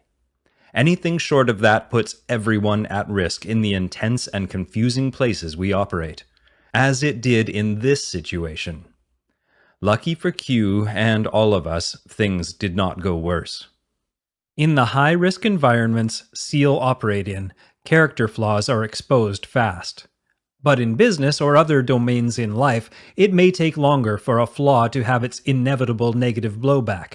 I don't use the word inevitable lightly. You may get by for a period of time, long enough to see some success before the results of a weak character begin to dismantle your efforts, but it will happen. To succeed at the highest levels as a leader, you must habituate the virtues of a warrior into your character for true character excellence. Then, these virtues will ensure your destiny. Virtues are the heart of one's value system, which can be somewhat subjective as we each must decide what we value and what value that thing or quality has relative to other things and qualities. Terms like family values, for example, only have meaning in the context of the person talking about them. What they are referring to is what they find valuable with regard to families. Virtues, on the other hand, represent something more hard-cut and observable. We can all pretty much agree on what bravery and honesty looks like, even though our particular culture may place a unique form of currency on these virtues as compared to, say, faith or charity. Virtues, like values, are nothing more than words, unless we choose to practice them and integrate them into our character in private and public. Portraying a virtue in public but betraying that same virtue in your private life means you might as well be acting in a movie. It's not real, and it's not the same as truly embodying the virtue. Unfortunately, public figures are often clueless about this principle. Greek philosophers were so adamant about character virtues that they believed they defined one's value as a citizen. Heraclitus said that character is destiny. And Aristotle told us that to enjoy the things we ought to enjoy has the greatest bearing on excellence of character. And no one who deserves to become good will become good unless he does good things. As far as more recent history, Ralph Waldo Emerson advised that character is higher than intellect, and Albert Schweitzer said that example is not the main thing in life, it is the only thing. These philosophers are in agreement that your actions define your character. It isn't what you think or say that is most important, it is the actions you take, especially when no one is looking. So, the question is, do you act with virtues of excellence? If so, then you don't need to finish this chapter. My feeling is that we can all work on the character aspect of ourselves as long as we live, so I hope you read on. With our analysis, it should be clear that these excellence virtues are skills that must be carefully selected and then trained into bedrock patterns. So, what virtues have the most power for us? I will offer you my top 6 excellence virtues, which will provide fodder for a lifetime of work on your path to character mastery. Trustworthiness. The first virtue that Q compromised that grim night under the hull of the ship was trustworthiness. Trustworthiness is the glue that holds relationships and teams together. It is evidenced when an individual displays qualities in action deemed dependable by others, such as, number 1, they are aligned in thought, word, and deed, and thus display a predictable integrity in their actions. Number 2, they follow through on all commitments. Number 3, they are courageous and don't shirk responsibilities or challenging assignments. Number 4, they don't run or hide during a crisis but rather step up to lead and help out.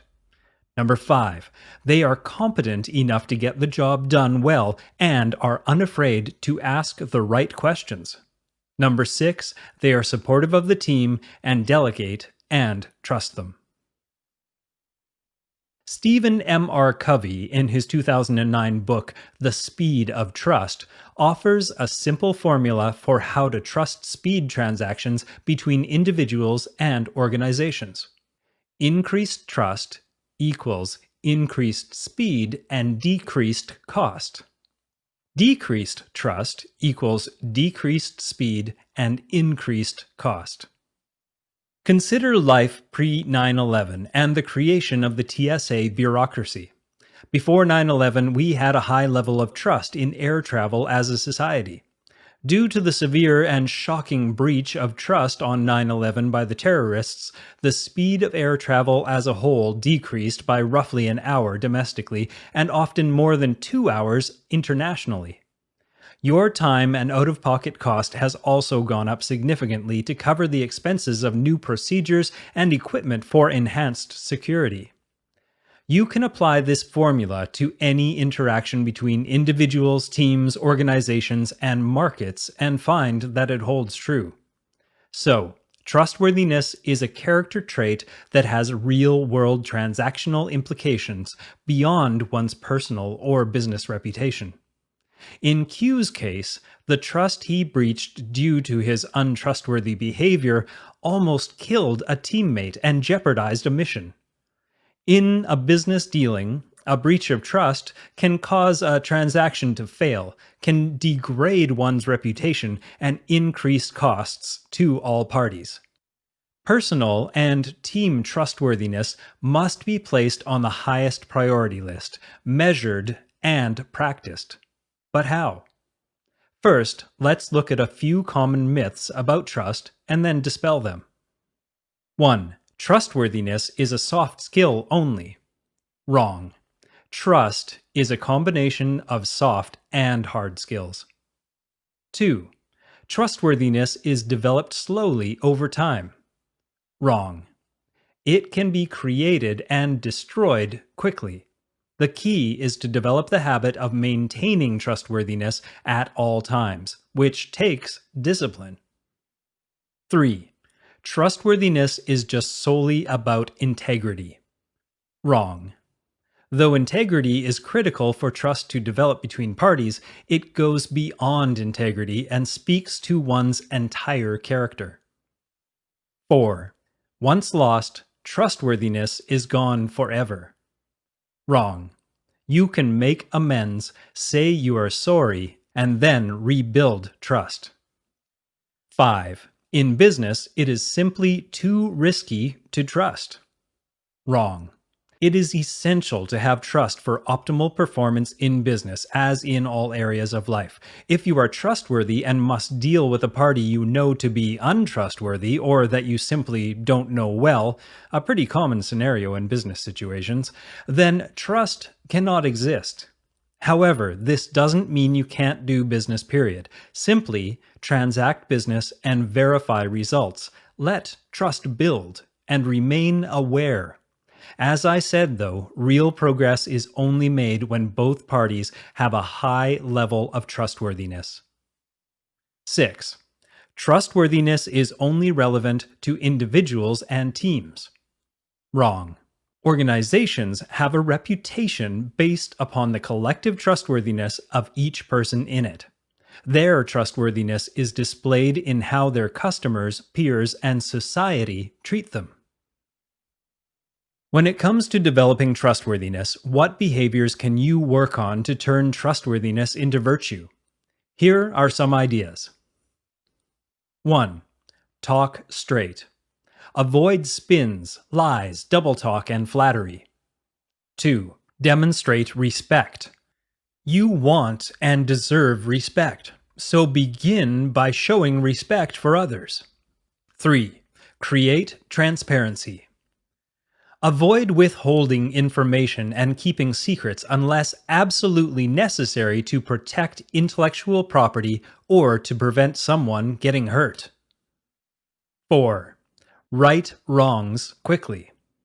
We all screw up, so admit it and repair things as fast as possible. 5. Show loyalty. Don't take all the credit or sell others out. Don't gossip. 6. Deliver the results that you promise. Better yet, exceed them. 7. Earn your trident every day.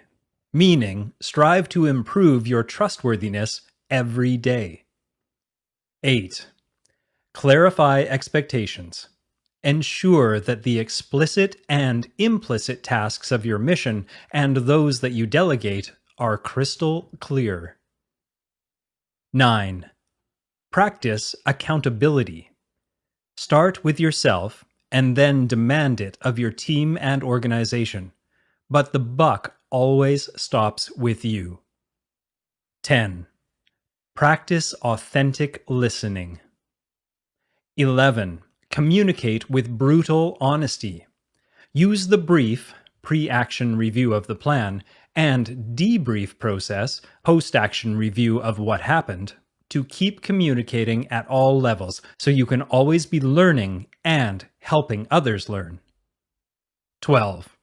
Learn to trust others by delegating and giving more responsibility, and then providing support when inevitable failures occur.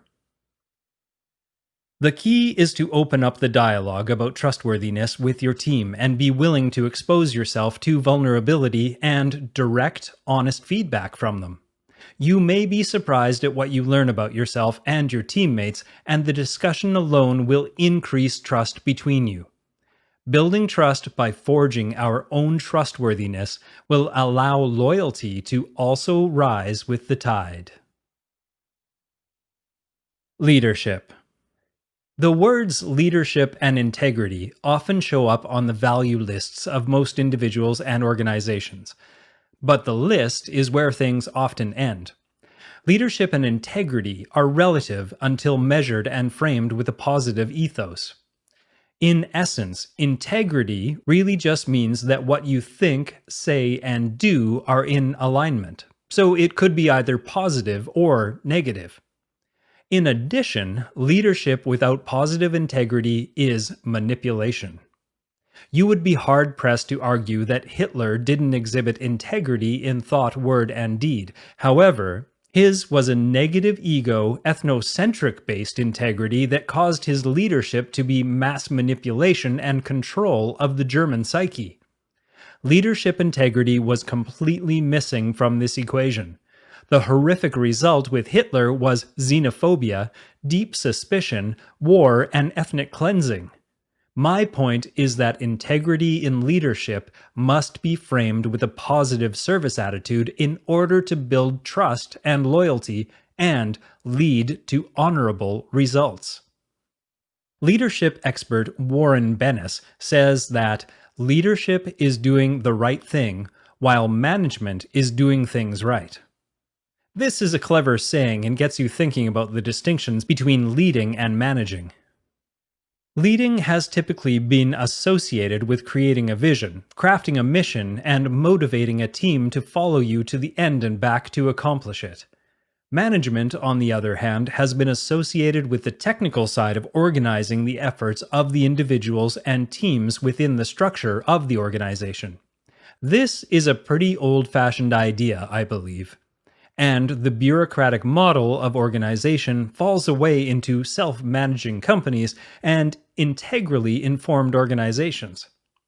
Ultimately, what we are coming to is a need for leaders to be excellent self-managers and inspired leaders with integrity. We can simply look at this as leadership integrity, where the leader's thoughts, words, and deeds are aligned in I, we, and it. Aligning thoughts, words, and deeds in a truthful and honorable manner takes serious work, especially after learning how messed up our thinking can be in the next chapter. It requires courage and discipline to do the work, but this is supercritical.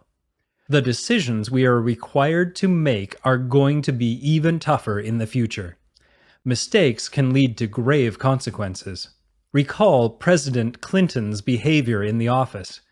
Mr. Clinton was a smart, pleasant, and remarkably effective politician. However, he was a horrible self-manager and lacked leadership integrity, as evidenced by his breaching the trust of his office and then lying about it.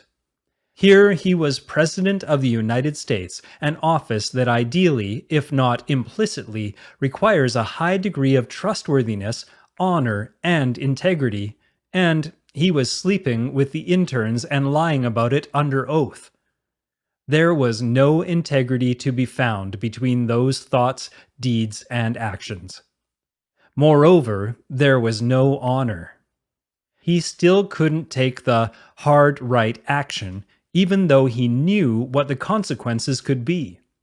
These gaping character defects are a sure sign that leadership integrity was absent. Though one aspire to and even attain positions with tremendous power and influence, character excellence will remain beyond one's grasp without the virtue of leadership integrity. A SEAL mentor of mine, Captain Jim O'Connell, used to say that a way to gut check for leadership integrity was to ask if you'd be thrilled to read about your pending action in the next edition of the New York Times.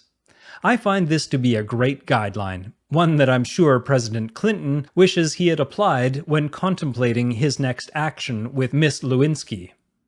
One time, during SEALFIT training, one of the students displayed a lack of personal leadership integrity when he did an about-face 10 feet before the turnaround point of a run. It was dark and he thought he was alone, but he was held accountable by a coach observing from the shadows. Cheating, especially on the small, seemingly inconsequential things, degrades integrity and chips away trust. The short-term gain is soon demolished by the regret, shame, and degradation of respect that accompanies the inevitable exposure of the lie, not to mention the anxiety that envelops you while living in fear of exposure. Good decision-making simply cannot occur under these conditions. However, aligning thoughts, words, and actions in leadership integrity doesn't mean you have to always tell the truth or turn in a friend who slips up. There are situations where wisdom dictates a more sensitive response over a blanket policy of blurting out the truth to anyone who is within earshot. I was once contacted by a young lady looking for information about her SEAL dad's heroic exploits in Vietnam. The problem was that her dad was never a SEAL. Rather, he was posing as one. The news put me in a dilemma. Was it my job to expose this guy's fraud and protect the integrity of the SEAL name? My initial reaction was to do just that. But how would the girl's life change when she found out her father had been lying for her entire life? I wondered if it was my duty to be the judge, jury, and executioner in this case. I decided the answer was no. I would not expose the man's fraud to her and dash their relationship. Rather, I would leave it to him to live with his dishonor. When I responded to her email, I simply said the information she was seeking was not available to me. If you followed along in Section 1 of this book and in Chapter 5, then you're well on your way to developing leadership integrity and acting with honor. In the Unbeatable Mind training, we have a practice I call authentic communication. This is a great tool to develop leadership integrity as it pertains to aligning your thoughts and words. The practice is to first pause with a breath before speaking, and then speak only if what you have to say is true as best as you can determine, and what you have to say is helpful or wise, and if what you have to say comes from a place of love and respect, meaning it's positive. Then you will follow up your words with action to fulfill your commitments. When routinely habituated, this authentic communication tool will leave words of negativity and low value unspoken, and what is spoken will have increased power. Then the actions that follow will be anchored in truth, wisdom, and love as well. My guess is the world would also be better for the silence that would result if we all practiced this. Humility. Following and leading are two sides of the same coin. You can't have one without the other. Those who seek to lead without being willing to follow may gain some ego blast in the short run, but they typically fail in the long game. This attitude of serving through being a great follower is not a trick or a tactic of leadership, but rather another character trait that developed through the twin forces of experience and intent. Taking your eyes off yourself and serving your teammates requires the humility to follow and support them most of the time. When the time or circumstances are appropriate for you to lead, you bolt out front and lead by example, with integrity and inspiration. Thus, I feel the best way to cultivate character excellence and authentic leadership is not to leap in immediately to earn your leadership stripes, unless you have no choice, but to act with humility by watching carefully and being helpful as a follower. In the SEALs, officers are the leaders responsible for the mission, but at every phase there is usually someone else leading the charge. For instance, one SEAL will lead the dive, another will lead the jump, a third will lead the direct action raid, and so on. It is expected that the officers get out of the way and let those guys do what they do best. The officers who don't learn to trust their teammates and to follow usually don't fare well. In allowing subordinates to lead key parts of the mission, I'm giving them the opportunity to grow, to learn, to fail. And in reality, most of those SEALs in those situations had more skills and experience than I did in that arena. So yeah, I often found myself serving and supporting others to lead in my stead. I had to develop the humility to check my ego and say, this is their turn. They're smarter at this or better at this, and they've got the better idea, or they're stronger. I had to recognize that there may be instances where I would be fatigued or injured, or for whatever reason just wouldn't be as equipped to make the right call. I had to learn to say, "You've got this, buddy, because you're going to do a better job than I am." You can't be good at everything all the time.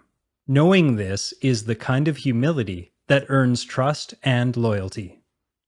When I was a newly minted ensign in the SEALs, I knew I was supposed to lead, but it would have been my ego up on stage if I had tried to take control before I had any experience of what it really meant to operate in the field. So when I was recruited into my first platoon, I didn't set out to actively lead the men, but rather to follow and learn from them, seeking to earn their trust. They knew I outranked them and that I would be held accountable if anything went wrong.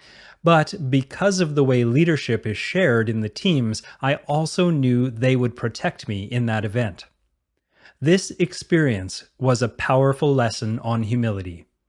To lead, you must first learn to follow. Again, humility reveals your true character excellence and earns you the trust you need to lead effectively. If you're not in a leadership role, this virtue still comes into play.